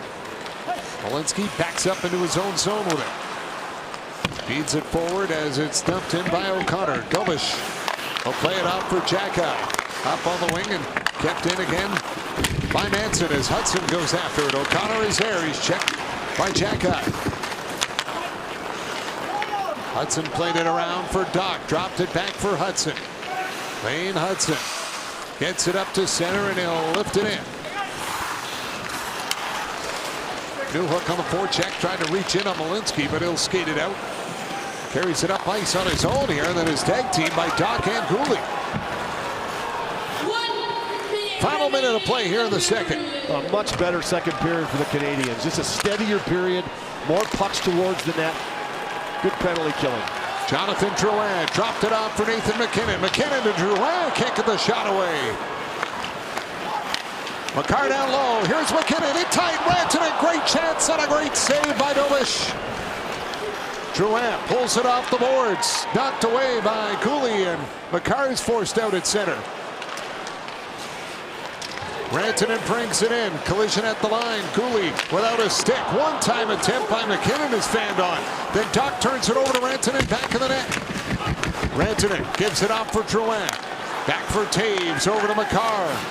Off for McKinnon. McKinnon walking in with a shot. That one in Matheson in front. He blocked it, knocked it away, and the Canadians clear it as Makar can't come up with it. Matheson is hurt, and he finally gets back to his feet. That one's going to sting as Gallagher goes after it, trying to throw it in front right at the horn. And Matheson hustles off as he's going to feel that one in the intermission. Well, a flurry by the Avalanche as the period was coming down the last 30 seconds or so, and Dobich has really been a story here. The Canadians have got to be thrilled with how the youngster has been playing. McKinnon walks right out, drops it to Rantanen. Good tracking by Dobich. He had a feeling that's where it was going, and he was there waiting for it. And then you need blocks. The Canadians have been sacrificing themselves, and right there, that one catches. Looks like it catches Matheson on the inside of the left knee. And a solid period by the Canadians, and they're only one back here going into the third. 8-6 shots in favor of Montreal in that second period. Saturday headlines with Elliot Friedman coming up in our second intermission. 1-0 Avalanche through 40 in Colorado on Hockey Night.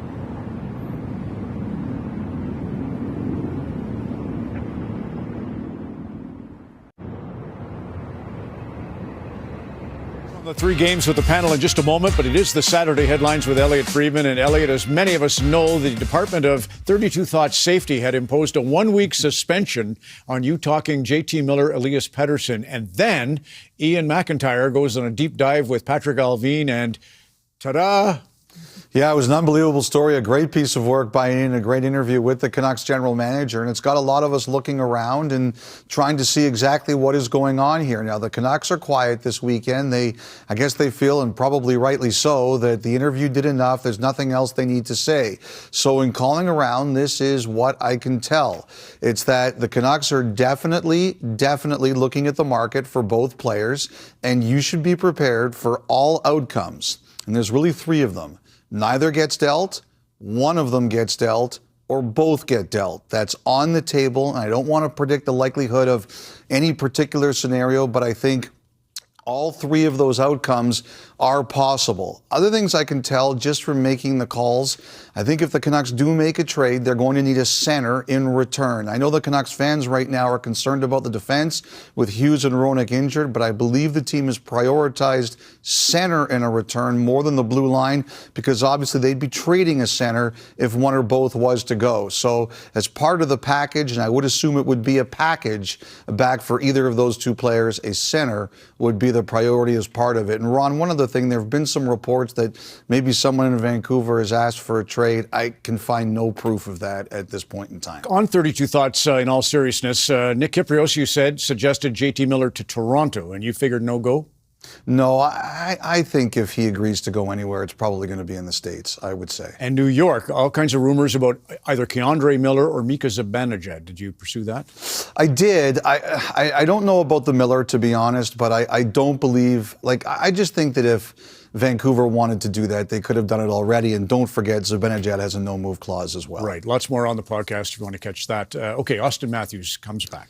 Yeah, so he surprised everybody a little bit today by saying that he was going to play tonight, and which he's done, and that he's going to play. He plans to play tomorrow when the Maple Leafs go back-to-back against Philadelphia. And the more I looked into it, the more it makes sense to me from his point of view. He has no desire to return daintily on a game-in, game-out basis. This is not about playing here and not playing there. Matthews' goal is to show that he's healthy enough to play every game, so I'm not as surprised now as he picked that he picked a back-to-back weekend. I don't think he's interested in being a part-time player. He wants to show now that he's back, that he is ready to go full-time. And very happy news, although by no means a done deal. Jonathan Toews, what's going on there? Yeah, so it's a really great article in GQ. I would tell everybody to read it. It's really fascinating, really interesting. And the thing about Toews is, I think the bigger question that he's going to go through now that he's returning to training and skating is, does it make more sense for him to play this year or wait until the summer, train hard, get into the best possible condition he can get into, and pick a team in the off season when everybody has space and everybody has cap room? So I think that's the biggest question before we figure out who he's going to play for, is when does he think it's better for him to return? Elliot Friedman and the Saturday headlines. Does that surprise you that he's reading GQ? What were those three options again? Yeah, that's right. Yes, no, or one, yes, both, no. or none. You were smiling when he said that. Good work, though, Elliot. That was entertaining. So Matthew Knies, let's talk about Toronto. Matthew Knies, who's one of their best players, and he's got a specific style. He knows what he is, and that's what I like about him. He's got a toughness to him. All us college kids do, right, Jen? And you're going to see him get a glove to the face here by Zadorov, and you don't see much of it, but that hurts. No call, so he just keeps playing. He goes right. He's got three options there, Jen. Grab his face, don't grab his face, or grab his face and keep playing. And score. And he takes option 3. He goes right to the net, and he scores on that beautiful tip behind his back. And you just see a little bit of his skill set. This is a move that Henrik Sedin loved. Go to your backhand as a lefty and a hard cutback, and watch Mason Lohrei. That's an ankle breaker. That's Jokic on a one-on-one isolation. That's Wemby one-on-one isolation, breaking a guy's ankles. He's a very fun guy to watch because he plays the game the right way, he plays it hard, and with skill. I think when you watch Knies, too, I feel like there's elements that you see also when you talk about Austin Matthews, whether it's the skill, whether it's the speed, along with that physicality and the strength that you're seeing from them, the physical presence that they have on the ice, along with the great offensive touch. I mean, that was a beautiful deflection, too, that he made. So great potential in Knies, and his improvement, right? And since joining the league, I think has been incredible. He's the kind of player that every single team in the league needs. You have to have guys like that with all the reasons that you guys both said. He's one of my favorite players in the league to watch. All right, the Winnipeg Jets. Nice story, Josh Morrissey tonight. Josh Morrissey. Well, overall for Winnipeg, too, a much better second period for them. They outshot the Detroit Red Wings 10-3, but Morrissey, one of Winnipeg's most reliable players. An eventful evening for him. If you look at the first period, takes this puck up high in the face, clearly in some discomfort, heads to the bench and down the hallway. And this is about 11 minutes of the game. The second period comes in and an absolute blast from the point and gets rewarded with a nice goal. So you're thinking about guys that are resilient. You think of this, and I mean, that's rough. I mean, definitely got several stitches there, but doesn't want to miss any of the game, comes back and has a huge impact. Kudos to Todd McClellan, too. He's got Detroit flipped right. I mean, your Ducks. You live down in Anaheim. They're really catching our eye. Like my Ducks. I own them. Well, you should. You should coach them. They are my Ducks. Guy's doing a great job, though. I park in the management parking spot like I am a Duck. Yeah, and I don't complain. I think the Montreal Canadiens have really caught our eye, too, obviously, Kelly. Yeah, John Gary are raving about Jakub Dobeš, and for good reason, right? Like last Saturday, 34-save shutout in Florida. And how is he going to follow that up? Now, not overly busy, only 13 saves tonight, but what a collision. And he stayed in the game. That is really commendable. But I thought in the second period, Colorado had some more grade A chances, and Dobeš was right up to the task. Now, the good thing is for Montreal, they still haven't given up on Caden Primo. And so this buys them some time, right? Primo would not be the first guy to lose a little confidence. So Dobeš has done a real nice job coming in and helping out the organization. He's only 23 as well. You have a tidbit there, Jen? I do, just on Winnipeg. I wanted to mention Miller because he missed the second period. He also took a puck up high to the neck area and didn't play in the second, so hopefully he's okay for Winnipeg. And we should mention no Lindy tonight. He's got the flu, and David Savard also out for the Montreal Canadiens. So that's the storyline through 40 minutes in our three venues. We'll continue our coverage on Hockey Night in Canada in a moment.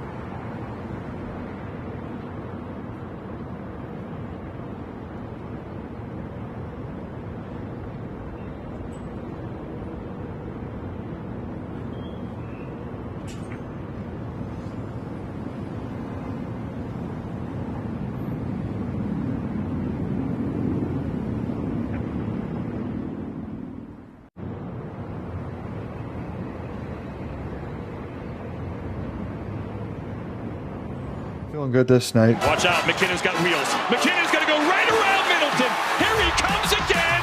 Hello! Pretty sick goal. It's a good move. My legs were under me that night and used them there to my legs were down. Got a head of steam and managed to split the D, so that was definitely a nice goal to get. Everybody knows about his speed and his power, but he just flies by the defenders. This shows you how quick he is, how explosive he is, and when he gets going, there's no way of stopping him, basically. You could see him following the puck with his eyes, so he knew exactly where it was and where it was going to be. Yeah, it's a good rush by him. We wouldn't see it happen against your team or when you're on the ice. Sometimes you got to tip your cap to a nice player. When you think you have him contained, you really don't. You got to be aware of when he's on the ice and where he is. His attack mindset is pretty special. I think it's all instincts, and I think the key is to not overthink it and trust my instincts. Whatever happens, happens.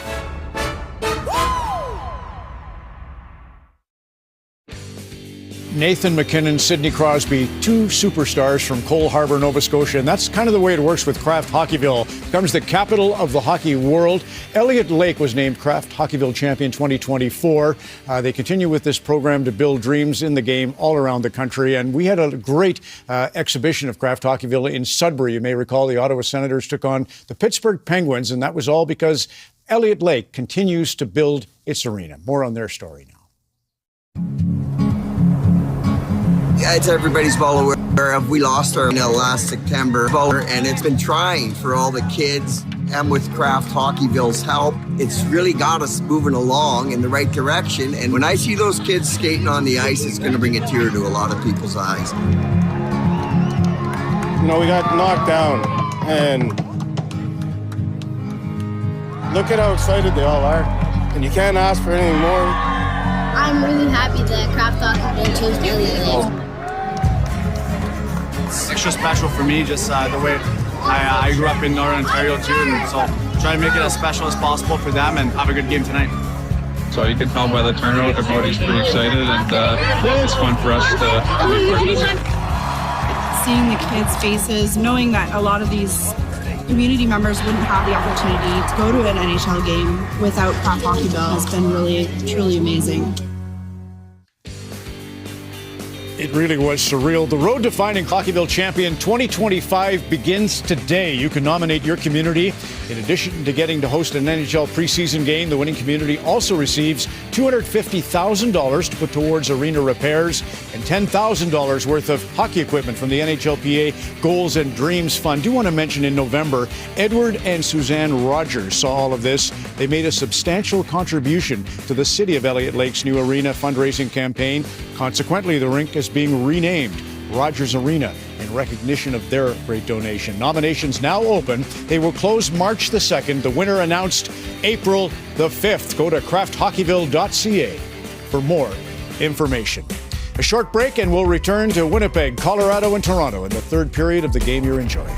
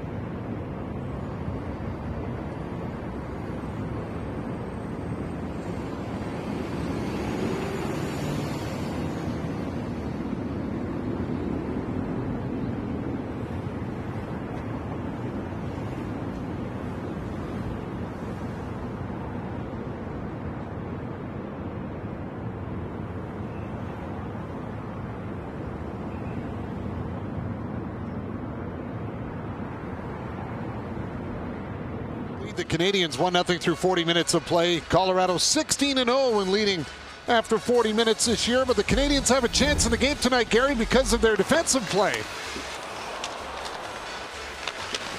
Well, the one thing you don't get on a streak for in December like they've had unless you improve your game defensively. And Montreal's taken a lot of hits over this year for shoddy defensive play in the defensive zone. But you look at some of their work tonight, diligent, good stick work, close to their checks, blocking shots, sacrificing in order to help their goaltender spend less time in their zone. It was a much better second period than the first. Now they're hoping to have their best period of the night and see if they can't get back into this one. They're only down by one. Just takes one guy to get that goal and get started. And Mike Matheson out to start the period, so good sign there for the Canadians after blocking that shot at the end of the second with Dovish out of the net. He'll play it around the boards. Anderson is there trying to find it. O'Connor has it tied up. In comes Kiviranta, and it's Dvorak that'll move it around for Matheson. Swung it back for Caden Cooley. Checked by Kiviranta. The puck is cleared down the ice. Brendan Gallagher going after it. Taken by Dvorak. Hands it across. Great chance for Anderson, and he's denied by Blackwood as he looks to the rafters. And that could have very well been the starting point right there, and Blackwood knows it. What an opportunity for Josh Anderson. Dvorak cuts out of the corner onto his forehand, and I'm not sure if it gets poked or he loses it, but he loses it right onto the forehand of Josh Anderson. Oh, I think the check from Parker Kelly dislodges it, but it goes right to a good spot. And Blackwood does a nice job of tracking it over, but Anderson, I'm sure, is saying to himself, how the heck could I possibly miss that? Great start. 31 seconds into the period as Newhook wins the draw. Got it back. Caden Cooley tried to get that one through. Matheson after it on the boards. Pushed it behind the net. Kirby Dach will track it down. Dach takes it for a skate. Dumped it out for Armia. Poked down for Newhook. Newhook on the puck. Comes out front with a chance, and that was blocked. Kirby Dach has got it. Dach for Armia, and his shot is blocked by Taves. Settled down at the line. As Cooley kept it in, but Taves is there to clear it out, and Matheson, goes back to get it, and he'll move it up quickly. Popped over the stick of Newhook. Girard ran into the official trying to get up on that wing. Now it's carried out by Manson. Manson on it through center, hands it off for Middlestat. Down for Manson, out of his reach. Lucking it into the corner. Hudson there. He'll play it off for Carrier. Over skates it. Middlestat trying to lean back on Alexander Carrier. Caulfield racing after it. Lehkonen gets to it and snapped it up into the top of the section for the seats. That section rolled into the concourse. Well, a great start for Lane Hudson and the Montreal Canadiens. They come out in the third period. They get right on the attack. You're coming out here in the third period on the road. You're coming to the end of a long road trip, and you have an opportunity to win a hockey game. Things didn't go their way last night in Chicago. It wasn't from lack of effort or a number of scoring chances. Tonight, a much tighter game than I was expecting to see. I thought it would be a little more wide open. It's been very tight, only 13 shots apiece. But Montreal is certainly in this hockey game. Not often you see a puck go up that high that it ends up going up into the concourse area. Walking back with a popcorn there, and the puck comes rolling by you. There's Lane Hudson up with it. Remember those days, Barts, we used to shoot them and there was no netting there. You had to have your head on a swivel as a fan in the building, especially in the warm-up. 50 pucks flying all over the place. Girard moves back in his own end. Got it up ahead on the wing, and it's poked in by Inala. Marcinek trying to get it back for Malinsky. Jake Evans gave it back for Struble. Struble out from behind his own net. Pass up ahead for Evans. Jake Evans into the Avalanche zone with it. Evans tried the shot, goes wide, quickly off the boards. Heineman into the net, Buck with a save. Rebound in front, and a great chance for Jake Evans, but it's over the glass. Well, it seems to be the same thing that bit them last night in Chicago. They're getting scoring opportunities, a couple more right here. But again, they haven't been able to find the back of the net. And Evans does a nice job of taking this into the offensive zone, cut back, takes the shot, misses the net. But Heineman picks this up off the goal line and tries to go in off of Blackwood. He does a nice job here of coming across and staying square, not allowing that one to go off him and into the net. Colton will skate it out. Got it up to center, and we've got a penalty on the play here. And a high stick being called. Well, Lehkonen is arguing about the high stick, and they're saying it's his own stick that hit him. This is what they're talking about on the Colorado bench right now. And they may have a look at this, and we'll have a look at it as well, as Lehkonen vehemently was denying high sticking him, and we'll be the judge here. As it's hard to tell there if it was Caulfield's own stick. It might have been. They might have a good point there. They are entangled though, right? So Lehkonen's stick is on the bottom, and it's hard to tell there. and I don't think they're going to challenge it. Lehkonen will head to the box, and this is a great opportunity for Montreal's power play that has not been sharp on the road to ante in right here in the third period and tie this game up. Kirby Dach up with it off the draw. Dach tries to set things up. He'll go to Hudson. Back for Dach. Got it down low. And Slafkovsky will move it for Dach. Kirby Dach trying to get away from Makar. Slafkovsky with the pass off the leg of Taves. Dach has got it over to Hudson.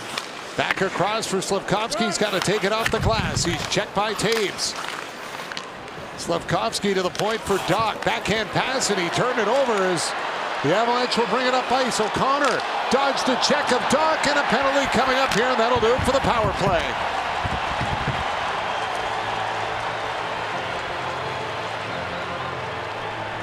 They put a lot of pressure on Slafkovsky in that one corner on the power play, and he's kind of struggled a bit trying to make passes out of there, but Kirby Dach gets a high one from him, and instead of just burying it back down into the corner, he tries to throw it along the blue line.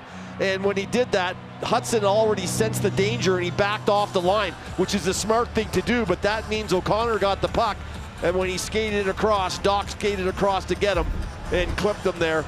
And the referee makes the tripping call, and we're going to have some 4-on-4. But again, you can't blame Hudson for bailing out. You're on the power play, but you know it's kind of a 4-foot-high pass out of the corner from Slafkovsky to Dach, and he's not going to have an easy time handling it. So Hudson says, I'm going to back off here and just be a little bit of a safety valve. So that puck coming across from Dach, it was all Colorado. Suzuki lines up against Middlestat with some 4-on-4 hockey here as Manson takes it on the backhand, got it down to Middlestat. Middlestat drags it in front. Great chance there, but it's tipped wide as Manson goes after the puck. And it will come out. Kiviranta over to Middlestat, right back in. Middlestat to Kiviranta to the net. Punched away by Dobish. Nick Suzuki on the counterattack will hit the brakes. Now plays it off for Hudson. Lane Hudson brings it in. Hudson backs up of the line, slides it over to Matheson. Mike Matheson being watched by McKinnon. He'll take it out at center. Matheson stops, gets away from McKinnon. Look at Matheson go. He's got it in the Colorado zone. Down for Caulfield, and it hopped over his stick. He's got it by Makar. Got it back to the line. Evans off the bench will grab it. Evans down to Caulfield, up high. Carrier for Caulfield, waiting in front. Hudson shoots. That one was tipped away. Taves will come up with a puck. Pressured by Jake Evans. Caulfield is so capable of scoring from there. I'd like to see him take some shots. Here comes Makar. His backhand missed off the glass, off the stick of Rantanen. Maybe a break for the Canadians.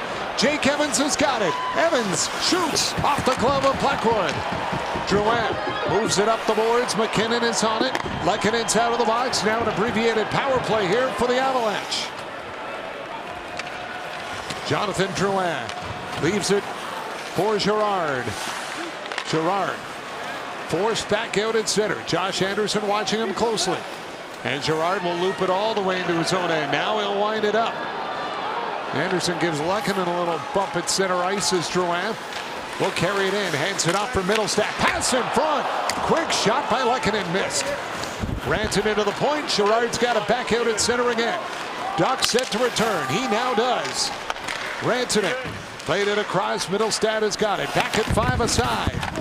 Kirby Dach is on the puck. Dach will get to center and ring it in. Dvorak goes after it. Tipped it back for Struble. Anderson on it. Josh Anderson tied up by Taves. Dvorak comes over to help out. Puck comes free, and it's knocked back into the corner where Lehkonen will move it up onto the wing, and Manson has got it. Dumped into the Canadian zone, wrong side of center, though. That'll be an icing call against Colorado.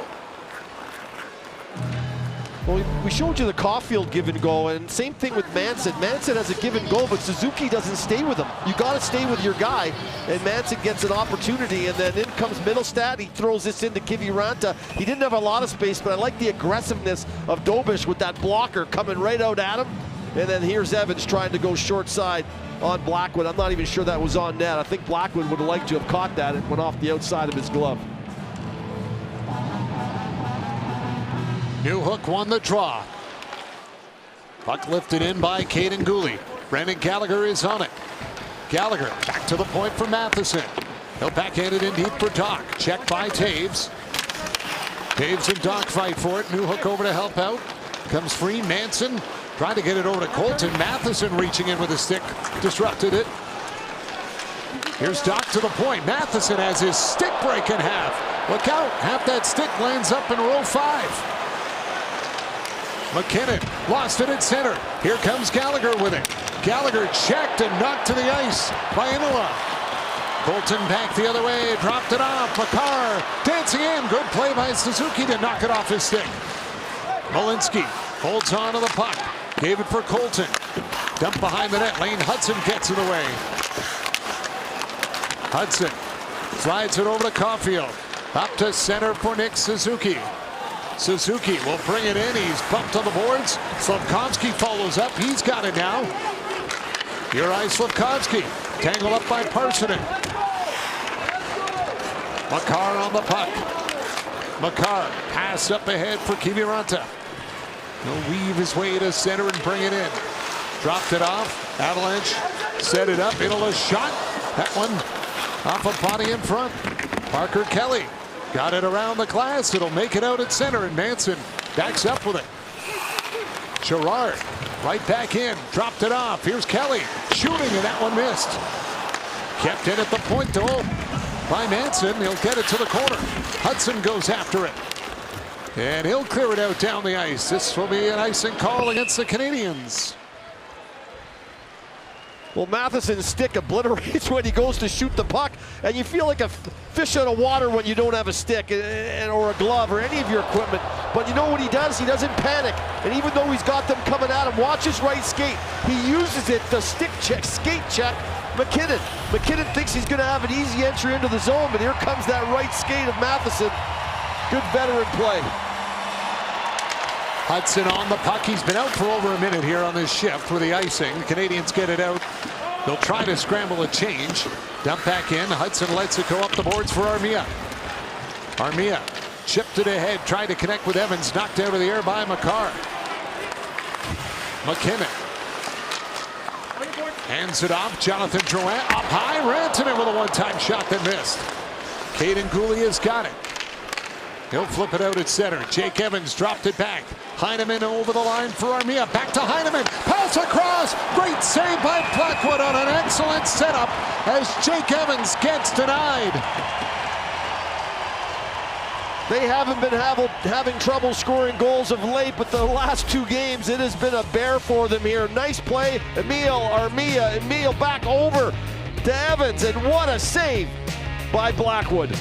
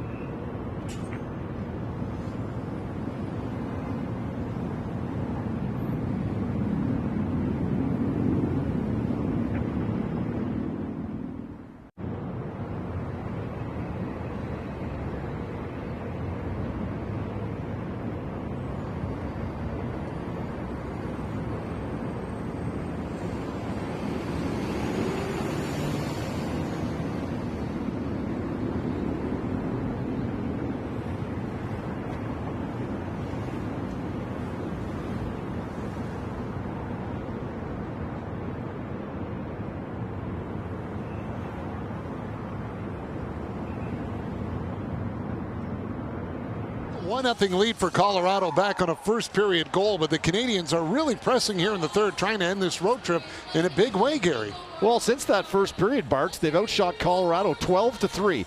Now, there hasn't been a plethora of shots going on, but Montreal has had the bulk of the quality scoring chances. They just cannot seem to beat Blackwood, and it's just been a real struggle for them through the last 2 games where they feel like they've got enough opportunity to be ahead in the game, and they're trailing and chasing, but there's still quite a bit of time left. 11:48. They got to keep their foot on the gas pedal here. Newhook will step in for the draw against Middlestad. Armia goes after into the corner. Manson's there. We'll get it ahead for Lehkonen, and it's cleared out down the ice. That puck checks up, and it's chopped away by Matheson. Colton will hand it back, and cleared out by Manson. Matheson has got it. Plays it over for Lane Hudson. Hudson up onto the wing. Kirby Dach in with it.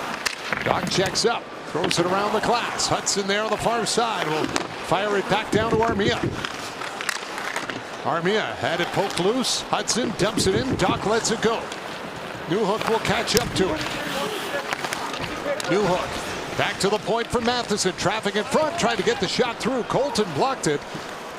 Newhook chipped it down to Kirby Dach. Dach around the goal. Wraparound attempt goes through the crease. Matheson in deep. We'll play it off back of the net. Gerard is there. He'll get it around to Middlestad. Off the boards, trying to connect with Colton, and does. Shoots. Glove save made by Dobish. He'll play it. Long pass ahead for Gallagher, trying to catch the Avalanche on the change, but it's blowing down on the offside. Gallagher doesn't like it, and a smile on Dobish. Not only a beautiful glove save on Colton, but the presence of mind to drop this and get this up the ice as quickly as possible. I thought Colton might have been offside, but the linesman says he's good. And then right away, get that thing moving, and Gallagher tried to hold on the best that he could, but might have just lifted that back leg a little too quickly. But good on the youngster to get that thing moving. Why not? Dobish likes playing the puck. We've seen a few times just in his 2 games where he's quick to move it and try to set up a play. Kelly Rudy could probably speak more on that if he likes that. I love it when you get it up ice trying to catch the team on a change like that. And Gallagher's onside, you got a chance. You have to give it to a guy that has some space to move with. You don't want to throw it to a guy who's got 3 guys surrounding him. That was the perfect opportunity to spring Gallagher. It was a simple one-on-one. He had some space. It was the right choice. Here's Carrier with it. He'll dump it in. Taves goes after the puck. Now it's chipped out in center. Makar trying to hold off Gallagher. Cale Makar, long pass ahead for Drouin, got by him, and that will be brought back to the Avalanche zone of the icing call.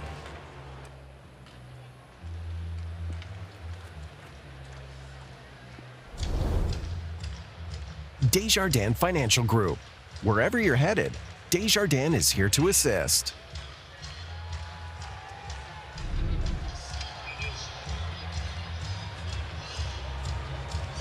Nick Suzuki will step in here against Nathan MacKinnon. Canadians have won the face-off battle in the game so far tonight at just over 51%. Avalanche get that one though. Taves will set it up. Pressured by Evans. Moves it over to MacKinnon. Can't get it out by Nick Suzuki. Pass across for Caulfield. Picks it up off the boards. Caulfield can't get it by O'Connor. Now stops the clearing attempt. Then lost it, and away with it come the Avalanche. Jonathan Drouin down the wing. Tried to snap it to the goal and went off of Cooley. Now quickly up ahead. Jake Evans will lead it to center, and he'll backhand it in. Suzuki goes after it. Manson is there. Played up around the boards and out. Kiviranta tried to catch up to it at center. Struble is on it. Got it across for Evans. And Struble comes back to help out Jake Evans. Arbor Jacki with it. To Struble. Suzuki will backhand it in. Chopped around by Gerard. Newhook will get a piece of it here. Now controls it. He rolled it up for Armia. Angled it in. Manson off for Gerard. Up the wing, and Arbor Jacki ran into O'Connor. Colton trying to get by Struble. Colton goes to the net. Can't beat Dovish on the short side. Kirby Dach pass across, and Newhook gets a piece of it. Armia follows up, and Middleton is forced to clear it out for Colorado. Matheson is on it, turns away from Casey Middlestat. Kirby Dach, cross ice pass. Brendan Gallagher brings it in. Left it at the line for Lane Hudson. Hudson has got it, takes the shot. That one missed. And Matheson has to grab it at center ice. Lane Hudson right back in. Pass across. Dach to Gallagher. Throws it back the other way, and Dach has to pick it up off the boards. Kirby Dach on it now with a shot. That one's tipped and goes wide. And the puck is picked up by Ranton, and he's just going to take the pressure off and fire it down the ice for the icing call. Well, Brendan Gallagher, again, he's one of a dozen Canadians shaking their head tonight that have had opportunities and just it hasn't turned out right. And it was a real nice pass play coming into the zone, and it ended up on the twig of Brendan Gallagher, and all he had to do was handle it and let it rip. And he kind of fumbled it, and he didn't get it where he wanted it. And of course, the puck never got to the net. It starts with Hudson on the regroup. He throws it into the middle. The nice back behind the back pass by Kirby Dach, who just looks so confident playing with the puck. So different than the start of the year when he struggled. He's come through a lot of injuries. Every time he picks the puck up, he just looks like a more confident player. He makes really good plays. 10 missed shots for the Canadians in the game tonight so far, as Dovish will glove it and drop it off for Gooley. That's a big part of it too. They have misfired a lot. Caden Gooley chased by Jonathan Drouin. Gooley up the boards to center, picked out by Makar. Makar will skate it in. He'll leave it. Drouin gives it off for the wing. Ranton and a McKinnon a drive. Dovish the save. Makar lifts it in back of the goal. Jonathan Drouin, a McKinnon with a drive, and that is blocked, and it goes out of play. What an effort by Caden Gooley. Well, Makar steps up in the neutral zone, intercepts the Gooley play, and he was reading that really well, and that creates this offensive scoring chance. Right there, Ranton to McKinnon. Dovish again with the save.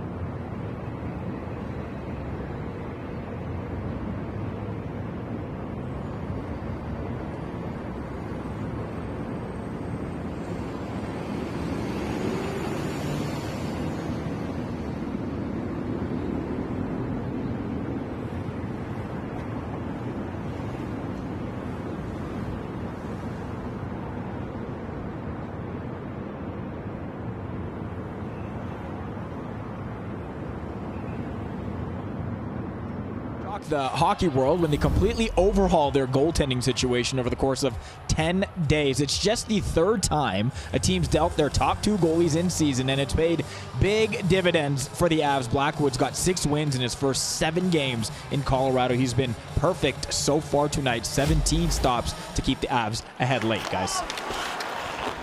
Puck gets lifted out. Down the ice, Anderson catches up to it.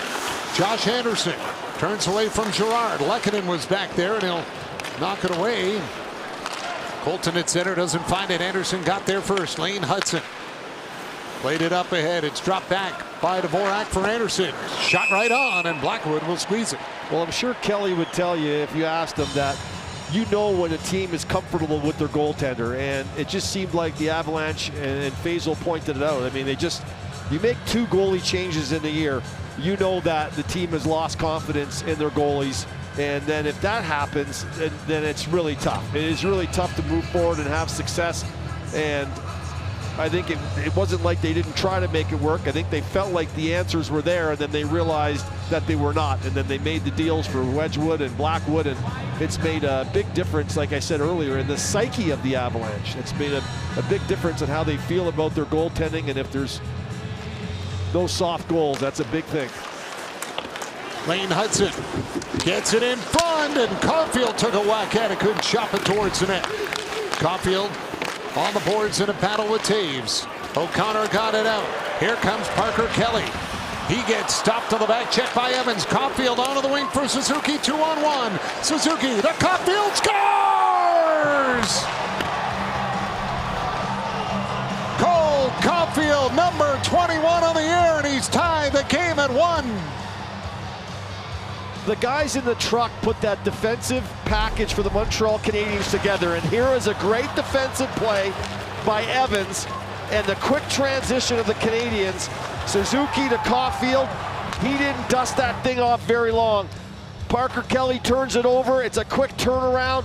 Good job by the Canadiens defensively. The blue lines are so important, and the Canadiens turn it over at the blue line, create an offensive chance, and get rewarded. Suzuki to Caulfield, and number 21 is in the back of the net, and we are tied up at 1 with 6:35 to go. Goal in 3 straight games for Cole Caulfield, as Nick Suzuki sets him up and ties Mike McPhee for 43rd all-time on Canadiens' point list. As Dobish steers that one aside, Drouin gets knocked down. Here's Kirby Dach up with it. Try to chip it up ahead for Armia. Turn back, Drouin to Rantanen. He leaves it. McKinnon comes in with it. Nathan McKinnon around the net. Back on it. Pressured by Armia, and he'll knock the puck to center as Taves backs up with it. Cale Makar will take his time. Avalanche get a change. Canadiens do the same. Armia is just shadowing McKinnon, not letting him have the puck, and then makes a good defensive play right in front of him. Excellent play right there as Matheson jumps on it. He'll flip it into the Colorado zone. Manson on the puck and gets it out. Chased by Dvorak. Anderson gets in the way. It'll come to Dobish, and he decides to play it as he whips it around for Matheson. Up to Josh Anderson on it at center and flips it into the Colorado zone as Gallagher's after it. Brendan Gallagher, if he moved back of the net, got it free, but Gerard is there, and he'll bounce it off the boards and out. Matheson, right back ahead for Gallagher. Brendan Gallagher played it in deep. Anderson up with a puck as Manson's tied up side of the net with Dvorak. Shot to the net, Black with the save. He'll cover it up. Cole Caulfield gets the equalizer for the Canadiens here in the third with 5:06 to go at Ball Arena, and it's 1-1 on Hockey Night in Canada.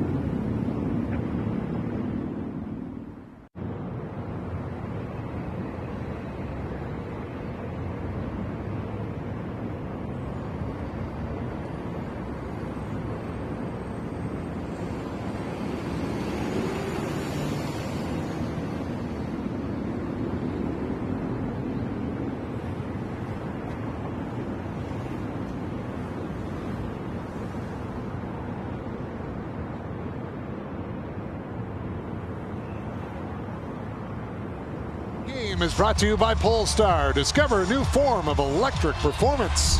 Well, it just showed up here. Great play by Evans. The presence of mind of Hudson to get it to Caulfield quickly. Traps the Avalanche. Taves can't stop the pass across. Blackwood can't get over fast enough. Caulfield receive and let go quickly. And we are tied at 1. And what a gutsy performance from the Montreal Canadiens here. Less than 24 hours after losing last night in Chicago. They've come in here to Colorado and they've hung around and really outplayed Colorado in the last 2 periods. Jake Evans won the draw. Suzuki got it back to the point for Carrier. He'll dump it behind the net for Evans. Off to Nick Suzuki. Suzuki down into the corner. Evans has got it. Jake Evans hands it off for Hudson. Throws it towards the net. That one hit something and stayed out as Kiviranta will get it onto the wing. Parker Kelly with a shot kicked out by Novish. Carrier after the puck. Evans trying to knock it loose in there. Hudson buzzing around, looks to dig it out. Suzuki poked it down low. Carrier on top of Kelly. Lane Hudson up with a puck. Checked by Kiviranta. Kiviranta's got it. Goes to the line. Makar with a shot. That one got through, but missed the net as Nick Suzuki will get it to center and now deep into the Avalanche zone. Makar controls it for Colorado. Up the middle, off the stick of Drouin. Newhook will bring it back in. Forced out, so he'll turn and dump it in the Avalanche zone. Taves will go after it, but it's caught by Armia. Fires it around to the far side. Kirby Dach is there. Dach will backhand it down low for Armia. Tied up by Taves. Armia breaks free. Got it for Dach. Put it right back to Armia, who's pinned to the boards by Taves. Now trying to knife it loose for Newhook, but Makar gets in the way. Armia chipped it free. And it's picked up by Drouin as Gouli thought about going in after it, but he backs away, and a good idea because it's McKinnon down the wing. And his shot missed. Once McKinnon builds speed, you better be hustling back. Newhook for Dach. Shot right on, and Blackwood will make the stop. Well, a rush from McKinnon, then a rush from Dach. A little tit for tat here. And one misses the net. He needed a save there as Newhook is going to drive to the net and just lay it over to Dach. And it's just a simple get it to the net. You do not want to stop the puck for too long. Both these goaltenders have been sharp. And the longer you give them to get over and get your way, the less net you're going to have to shoot at. So you're smart to let it go as quickly as possible. And that's what Dach did. Jake Evans out there for the draw against Middlestad. Evans out there with Caulfield and Suzuki again. Puck goes into the corner as Girard is there, and he'll flip it out. Stopped at center by Arbor Jacki. Colton trying to catch up to it. Carrier will clear it away down the ice.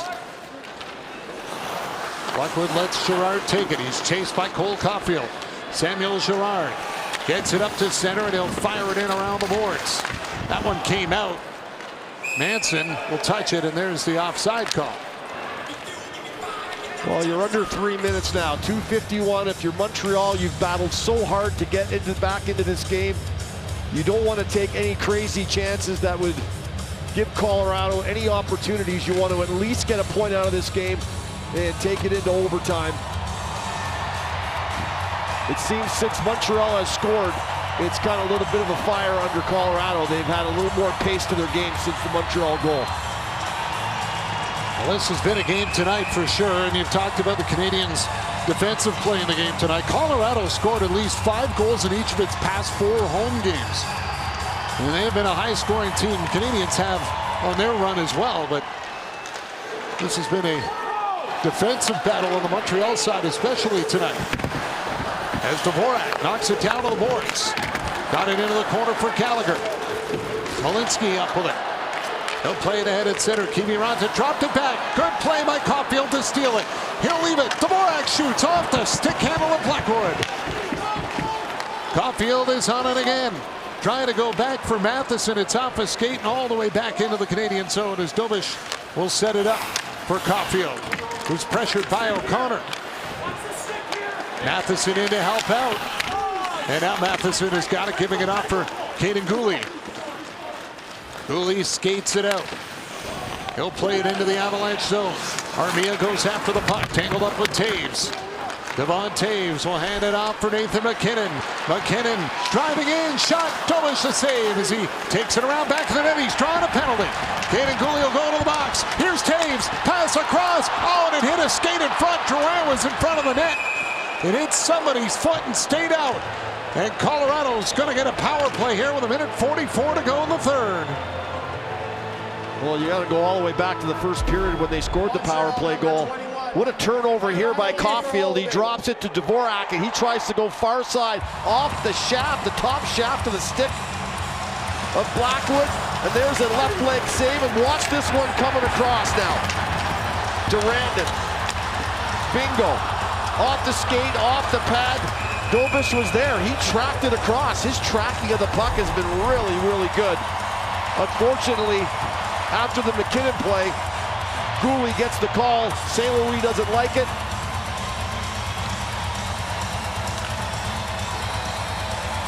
They feel it. They feel like it's a chintzy call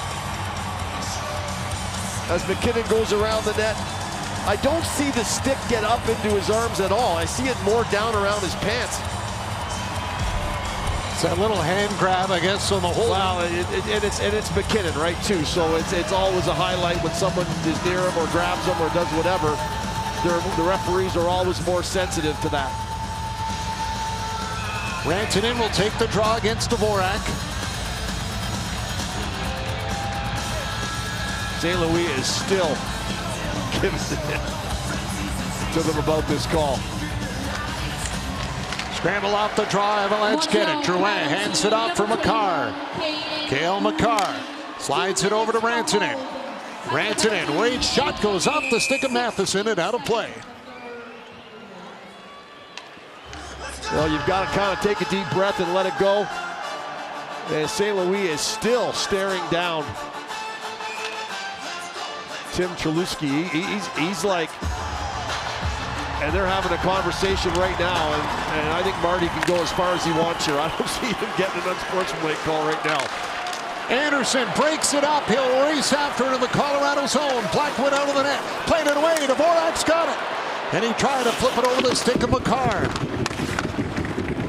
Nearly a shorthanded break for the Canadiens there with 1:12 to go in the third. Makar drops it back for Jonathan Drouin. He'll leave it, and MacKinnon follows up. MacKinnon, the middle stack, pressured on the boards by Armia, taken away again by Montreal. Evans will send it back to Matheson. Matheson has got it, and he'll ice it. That's a great job by Armia. You know, I don't like it when you drop a puck that quick as you cross the line. MacKinnon drops it. There's just nowhere for Middlestat to go. MacKinnon stops it over the blue line, played it along for Makar. He got it across to Rantanen. Oh, what a play by Matheson, diving, knocked it away with his stick. Rantanen on it in the corner. Rantanen back around for MacKinnon. 30 seconds to go in the period. Back to the point for Makar, over to MacKinnon. MacKinnon in front, great kick save made by Dobish. Makar down to Rantanen. Pressured with Evans in there as well. Matheson's got it, and he gets enough on it to get it off the hand of Makar and out. 14 seconds to go in the period. Makar has a look up ice. He connects with Parssinen coming in off the bench. Checked by Dvorak. Drop pass doesn't work. It'll come to center. This game will go to overtime.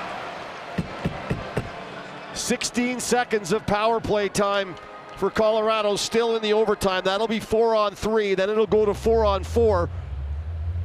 Once Gooley comes out of the box. And here's the play I'm talking about. MacKinnon's going to carry this up the ice on the double drop. Watch Armia.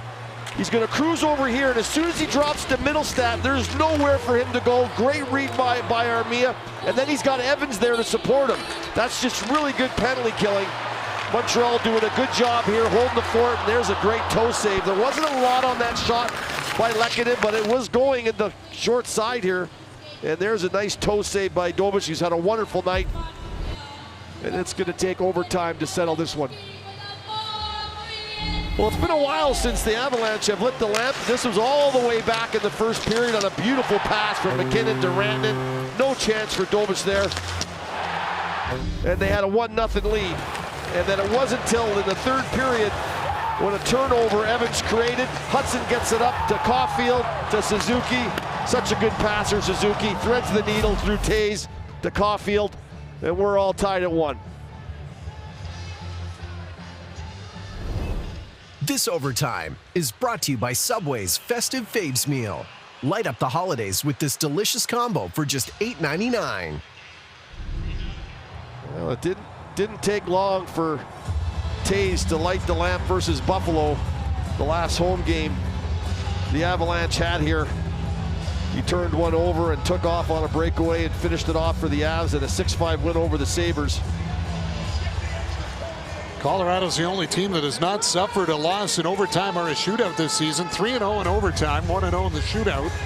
Canadians 2-2 in overtime. As I said earlier, I think a really good performance by the Montreal Canadiens. They've really shut down a lot of weapons for Colorado in this game. I mean, yeah, the power play bit them a bit early. They got in some penalty trouble. But since then, that point, they have gone tit for tat with them. And 16 seconds here, a 4-on-3. Jake Evans will take the draw against Mikko Rantanen. Colorado trying to push it to 7 straight wins. Canadians trying to end the road trip on a victory. Here's Taves up with it. Devon Taves, watched by Carrier, goes back to Makar, over to Rantanen. Rantanen shoots, Tobish to save. Taves is on the puck, back for Makar. Makar to McKinnon, a drive. It's high over the net, off the glass, breakaway for Kaiden Guhle out of the box. Guhle to the net, stopped by Blackwood.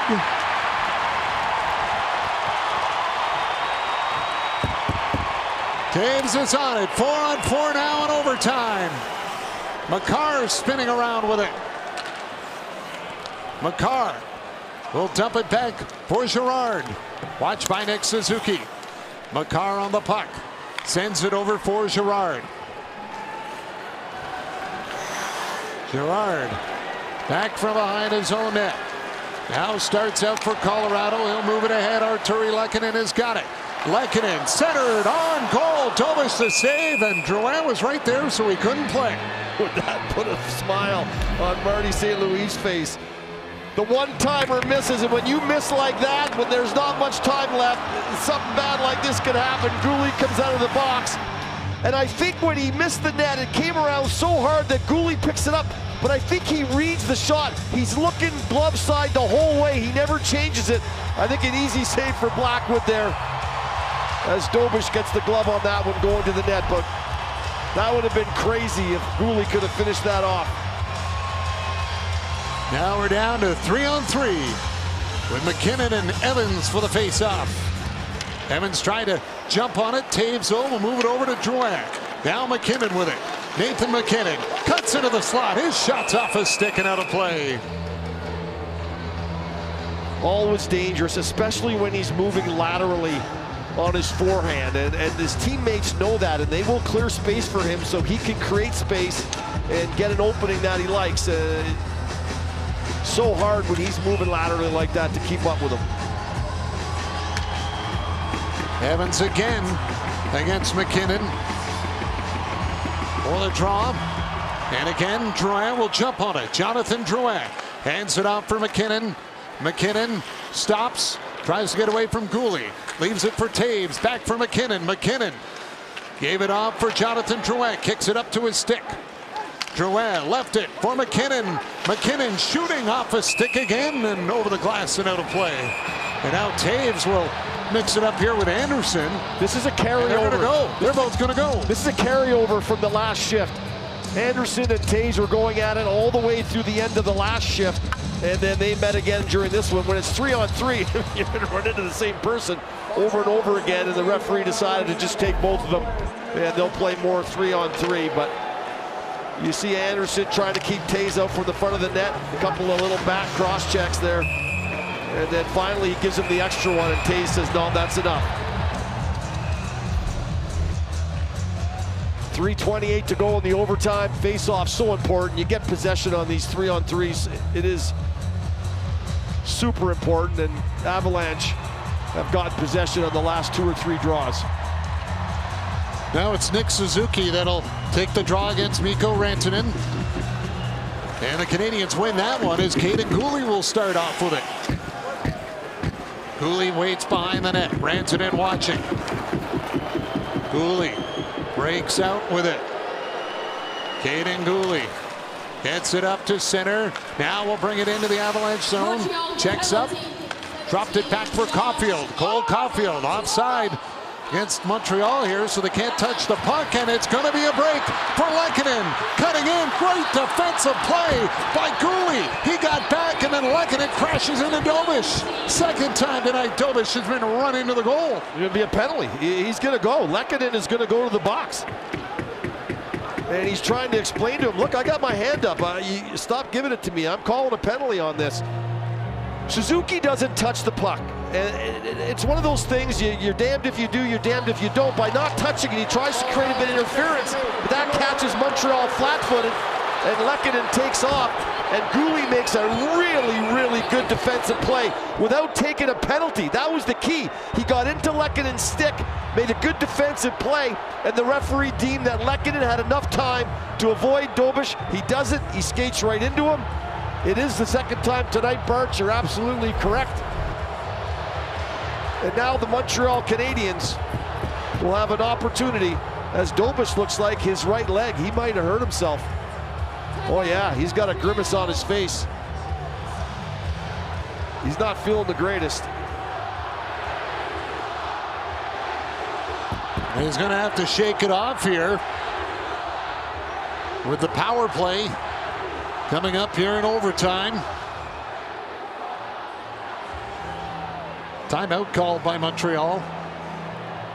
And here's how he's been bumped twice tonight for 2 goaltender interference calls. Well, right here it was Colton. I think that was a lot tougher one for Colton to get out of his way. Hudson was really leaning down on him. This one here, he wasn't shoved at all. He just didn't change his path. And I think the play by Guhle was outstanding. Without taking a penalty, it was outstanding. As we've got some good give and take going here, some good verbals going back and forth between McKinnon and Gallagher and Jack Guy, and everyone's having a good chuckle there. I won't want to repeat what they're saying, but they were pretty good. No, probably not. That's a family show. Here's Lane Hudson on it. Hudson up with a puck. He'll take his time. Pass across for Caulfield. Caulfield to the line for Nick Suzuki. Down to Hudson. Lane Hudson to Nick Suzuki. Fan on the shot. Can he get there in time? He does to keep it in the zone. Nick Suzuki down to Kirby Dach.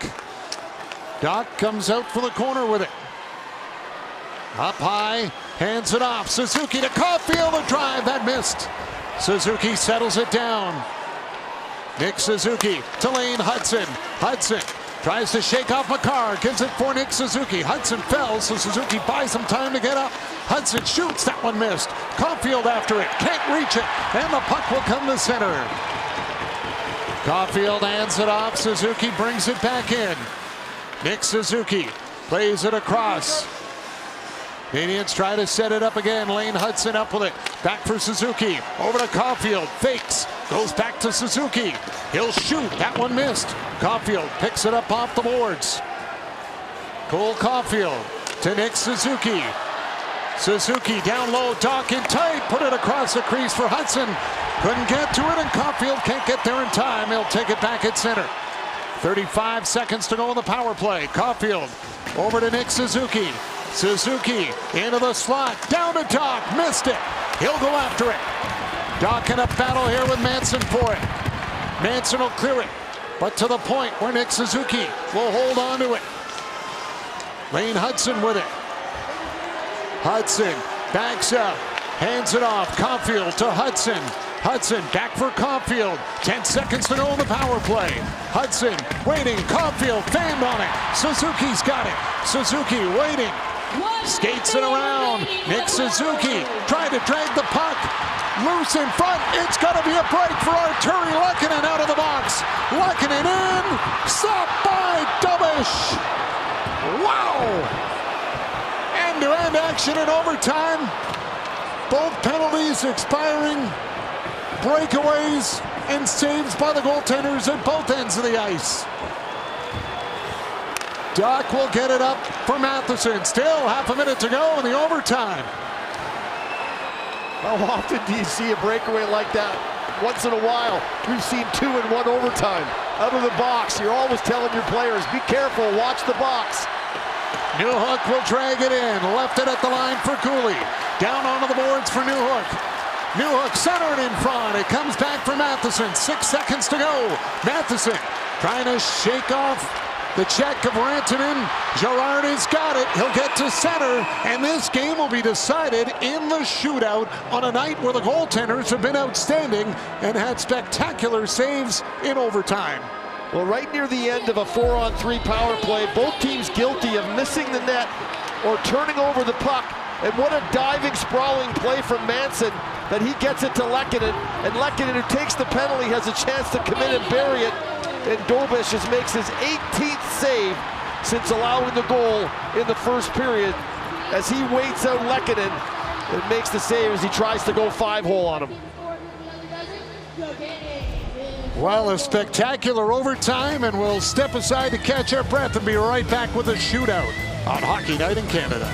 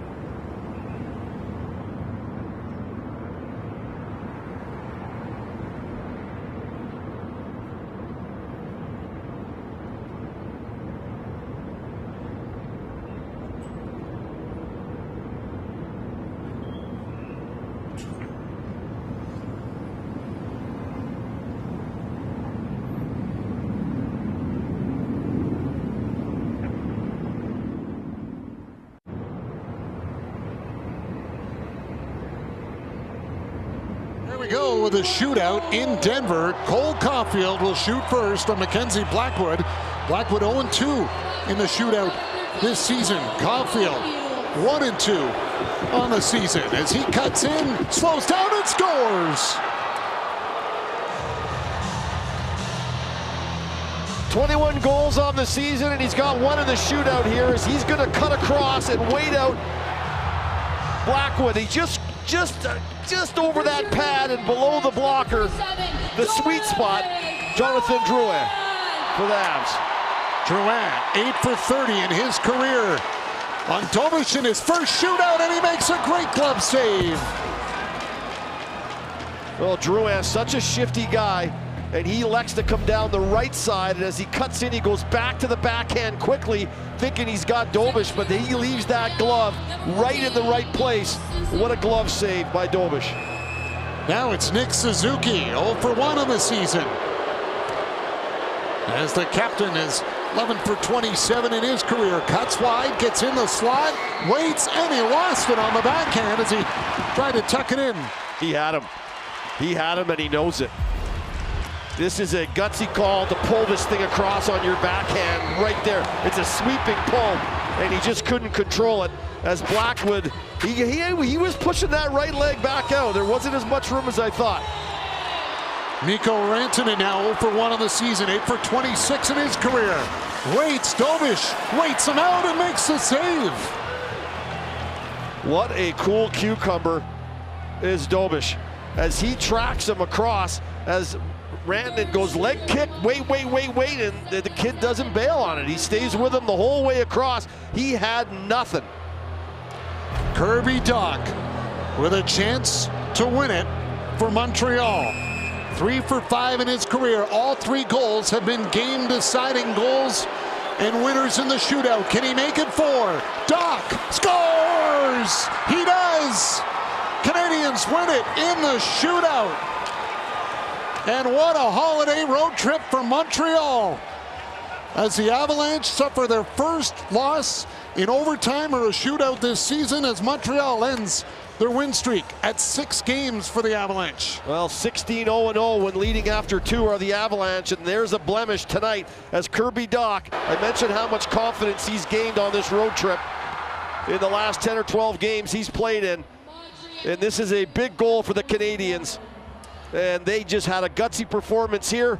This game could have went so many different ways at so many different times, Barts, just from the end of the third period through the overtime, and Montreal found a way to gut it out. And they stepped closer to that wild card spot behind the Ottawa Senators, and a real solid road trip for the Montreal Canadiens. Great night for Jakub Dobeš, 2-0 in his career. Montreal 7-2 in their last 9. They beat Florida, they beat Tampa Bay, they beat Vegas, and they beat Colorado 4-1 in their last 5. We're on to the panel and 2 late games still to come on Hockey Night in Canada.